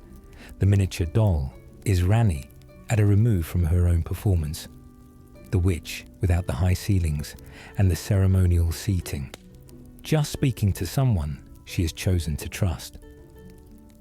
The baleful shadow that must be defeated deep in the Ainsel River, past Noxtella, the lower Eternal City, with its enormous sleeping snails and silver architecture, is an assassin sent by the Two Fingers specifically to kill Ranni. This is the Two Fingers' response to what Ranni did on the night of the Black Knives. They sent killers. The baleful shadow has been pursuing her, and you must intercept and destroy it on her behalf. Killing it yields the discarded palace key, which opens a chest in the Raya Lucaria Grand Library, back above ground, all the way in Leonia, that contains the Dark Moon Ring. The key comes from the depths of the earth. The ring it opens is locked in an academic library. The questline continuously requires movement across the entire map, revisiting places you have been with new understanding of what they contain. The Cathedral of Manasele sits on the Moonlight Altar, a high plateau accessible only through the lift that opens after Asle. Natural-born of the Void is defeated in the chamber at the end of the Lake of Rot. Asle is one of the most atmospheric boss encounters in the game. An enormous creature from beyond the sky, built from cosmic material, enormous and cold, fighting in a chamber that suggests it has been here for a very long time, sealed underground with the patience of something that was not born to a human timescale. It destroyed Nokron. It ended the civilization that created the Fingerslayer blade, and now it is here, guarding the path to Ranni's final step, one more threshold between her and freedom. Inside the cathedral, Ranni's original body lies at the bottom of a hole in the floor. She has been here already before you arrived, on the body of her 2 fingers. The fingers she came to kill with the blade you found in the city, those same fingers' actions destroyed. She is resting, having done what she came to do. She used the blade. She severed the connection. She went further in freeing herself than anyone has gone before. You place the Dark Moon ring on her finger. She stirs. She speaks. She calls you her dear consort. She vanishes. The Dark Moon Greatsword appears where she was. What the Age of Stars ending actually means is worth sitting with. Ranni takes the Elden Ring and leaves the lands between entirely, travelling into the cosmos on what she calls a 1,000-year voyage. She goes as a new kind of divine, not a god of the greater will's design, not another iteration of the order that produced the Erd Tree and the Fingers and all the suffering of the Shattering. She is aligned with the Dark Moon, a different kind of outer power, one whose relationship with the world is described as distant rather than controlling. Her order will not be physically present. It will not send fingers to tell people what to do. It will not tie life and souls and purpose together under a single mandate. The lands between, freed from the greater will's influence, will be left without divine guidance for the first time in an age. That is frightening. It is also, possibly, the beginning of genuine self-determination for everyone who remains. Ranni offers something no other ending offers: the removal of the structure itself rather than its repair or replacement. Whether that is liberation or abandonment depends entirely on how you understand what the structure was doing. When Ranni is finally gone, when she has escaped the predetermined future and taken the Elden Ring into the cosmos beyond the lands between, the Age of Stars ending begun, you return to Ranni's rise. Blade is there. The compulsion that he has been fighting for the entire duration of the questline has its full grip now. There is nothing holding it back. Ranni no longer needs protection from herself.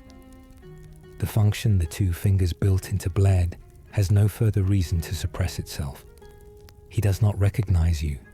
He calls you his enemy. He attacks with the full force of a half-wolf warrior at the absolute height of his power. And there is no dialogue option, no way to reach through the combat to the person underneath. No moment of stillness where the real blade surfaces. You kill him. His royal greatsword drops. His armor drops. They are very fine. What stays with you is not the equipment. What stays with you is the fact that he fought the compulsion for the entire length of the quest line.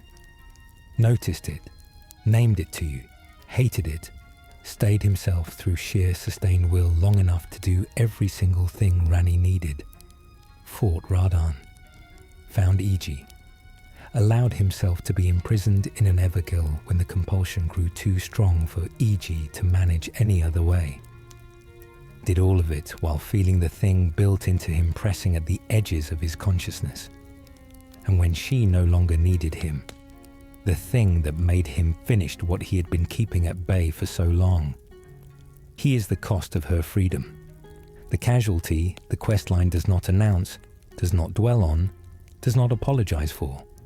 And the question it leaves you with: whether what he had was genuinely his, whether a love that was built into you by design is any less real than one you chose by choice, is the most human question in a game about gods. Bled's arc is also one of the most precise portraits of someone fighting their own nature in all of From Software's catalogue. He is not unaware that something is wrong in him. He tells you, if you speak with him at the right moments across the quest line, that he feels a darkness at the edge of himself that he cannot name and cannot make disappear. He fights it not by avoiding it or by asking for help, but by pouring himself more completely into Ranni's service. Every contract fulfilled, every enemy defeated, every task completed ahead of the next, is Blade using forward motion as a form of internal resistance. He does not have the luxury of sitting still with a compulsion, because sitting still with it might mean losing. He keeps moving. He fights Radahn with joy, because fighting Radahn keeps the darkness at a distance. The questline is structured so that his momentum carries him through everything Ranni needs. And then, when Ranni's gone and there is nothing left to run toward, the compulsion finally catches him. He goes feral at the base of Ranni's rise, not because he has been hiding something monstrous, but because the one thing that was keeping the monster manageable has left. War Counselor Iji, the giant who served Ranni and kept Blade's secret, died at the hands of Black Knife assassins near the end of the quest line. You find his body outside his smithing station. He knew what Blade was. He knew the compulsion was there, and he protected both Ranni and Blade from its full truth for as long as he could, locking Blade away when necessary to buy time, keeping the information away from those who would use it to end Blade preemptively. When you find his body and then find Blade feral at the rise, the loss is doubled. The man who understood Blade is gone, and the being E.G. was protecting is now beyond protecting. You fight Blade alone because E.G. is no longer there to grieve it beside you. The armor and weapon you collect from the ground afterward, Royal Greatsword, Blade's armor set, are not trophies. They are what you carry out of a situation that had no good resolution, the material remainder of a person the questline spent its entire length making real to you. Gowry and the lie at the heart of the needle. His shack is near the road to Celia, easy to pass, easy to dismiss as ambient scenery. He is an old man, soft-voiced, seated in his modest shelter with the patience of someone who has been in the same position for a very long time. He sends you to help a sick girl. He repairs a broken needle to give her a chance at life. He follows her progress from a distance with what appears to be genuine parental concern. He is one of the most trustworthy seeming characters in a game full of characters who are not what they appear to be. He is not what he appears to be, and the revelation of what he is changes the entire color of the questline that bears his influence. Gowry is an agent of the outer god of rot, the divine force that has been battling within millennia since her birth, winning slowly, driving her to bloom in the Aeonia swamp when the pressure became unbearable. The rot is not simply a disease in Elden Ring's lore. It is a will with preferences and purposes, and it has agents in the world serving its interests. Gowry has been in his shack, near the infected town of Celia for a long time, waiting for exactly the right situation to present itself. Millicent presented it. Millicent and her 4 sisters are daughters of the Scarlet Aeonia, born not in the conventional sense, but seeded into the living land when Millennia's bloom erupted in the Aeonia swamp. When Millennia could no longer contain the outer god of rot within herself, and the catastrophe happened, the spores that spread outward carried something of her divine biology, the essence of an Empyrean contaminated by an outer god, pressed into the earth and growing into people who had no name for what they were. Millicent grew from those spores. She carries the rot's power and Millennia's blood, without having been raised by anyone, without memory of origin, without a word for the pull she feels toward the east. She is a daughter of despair in the most literal sense the law allows. Gowry wanted her to flower. He wanted her to stop fighting the rot's nature in her blood and surrender to it, to become a second Millennia. Another bloom, another eruption, another child of the outer god of rot, but this time, one who embraces it fully rather than spending a lifetime in resistance. He gave her the unalloyed gold needle, not as mercy or cure, but as a management tool. The needle suppresses the outer god's interference without removing it. She is never actually free of what she is. She only has longer to decide what she will do with the nature she was born carrying. Every step of Millicent's questline, viewed through Gowry's lens, reveals the careful patience of a cultivator watching a crop. He ensures she gets the prosthetic arm that restores her full capability. He notes each new location she reaches with the satisfied attention of someone whose investment is performing as intended. When she begins to understand what she is, when she starts talking about Millennia, about feeling connected to the Haligtree, about needing to go north, she is moving according to a trajectory that Gowry has been cultivating and hoping for since before he sent you to fetch the needle. What Gowry does not account for is you. He does not account for the tarnished who fetches the needle and then keeps returning, keeps following Millicent north, keeps showing up in the conversations, where she figures out who she is and who she wants to be. He does not account for the way that being accompanied with genuine care, without agenda, without expectation of transformation, without a preferred version of her to arrive at, changes a person's relationship to their own survival. Millicent, who started on a church floor expecting to die of the rot, travelled the length of the lands between, alongside someone who kept showing up, and she arrived at the Haligtree as herself, choosing herself, dying as herself. The transformation Gowry needed never came. When you return to Gowry after Millicent is gone, having completed the questline and watched her pass with the needle in her hand, his grief is the grief of failure rather than loss. He says she didn't flower into something greater. He uses the word flower. He is mourning a transformation that did not occur, not a person who lived and died well. He was cultivating a god, and what grew was a woman who wanted to live, and she did, and she used the gift he gave her for something he never intended. The outer god of rot got nothing from all those years of careful positioning. His specific request to the player, when it finally comes, in the shack near the drainage channel before the final confrontation, is among the more disturbing lines of dialogue in the game if you let it land fully. He says Millicent trusts you, rather deeply in fact. He says sever that trust. He says nurtured by betrayal, her bud will flower most vividly. He is describing the mechanics of a transformation that requires emotional devastation as its fuel. Not just death, specifically death from a trusted source. The rot, in his understanding, flowers most completely when the dying person's last experience is that the person they were closest to turned the blade.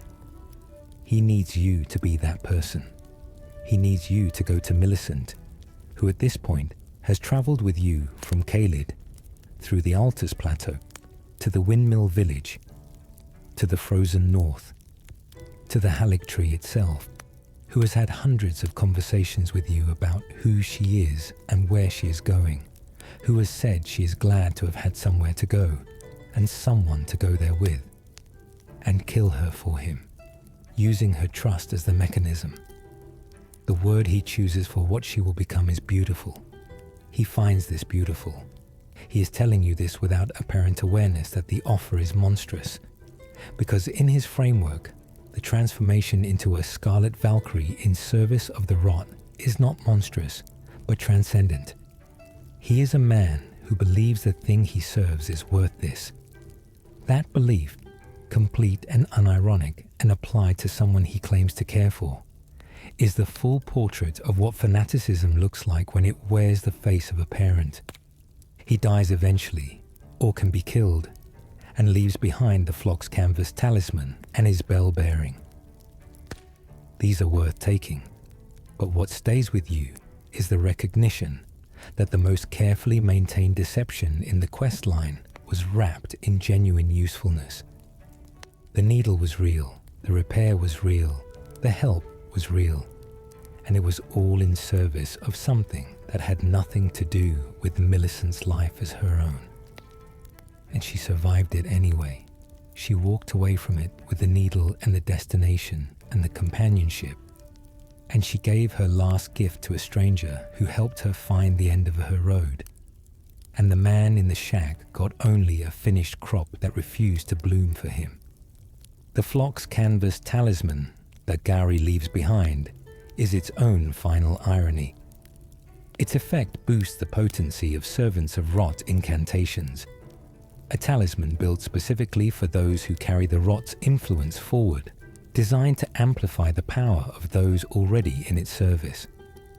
It is Gowry's tool to the end, a thing built around the idea of cultivation and direction and managed outcomes. He was always a shepherd. His flock did not go where he herded them. They went somewhere he never expected, led by someone he only intended to use. And they found something in each other that no outer god and no careful plan could account for. The simple fact of someone choosing to keep showing up. In a game full of cosmic forces and divine conspiracies, Millicent's questline ends with the quietest possible argument that the things which most resist being used are the things that were treated as people rather than as instruments. Gowry understood power and purpose and the mechanics of divine transformation. He did not understand that. It was the only thing that mattered. The lands between is full of forces trying to use the broken world for their own ends. Most of them are louder than Gowry. Most of them are more obviously dangerous, but none of them waited longer, cultivated more carefully, or were more completely undone by the simple fact that someone chose to show up for a person they had no reason to keep returning to. Gowry had a plan for decades. It was defeated by kindness. That is the most complete thing Elden Ring's hidden questlines can give you. Not the defeat of a villain, not the triumph of good over evil in any clean sense, but a girl in the rot who refused to be anyone's symbol, who chose to be a person instead, who died as she wanted to, rather than as she was designed to. The needle holds. The warmth holds. She keeps moving even now, even after, in the shape of the gift she left behind.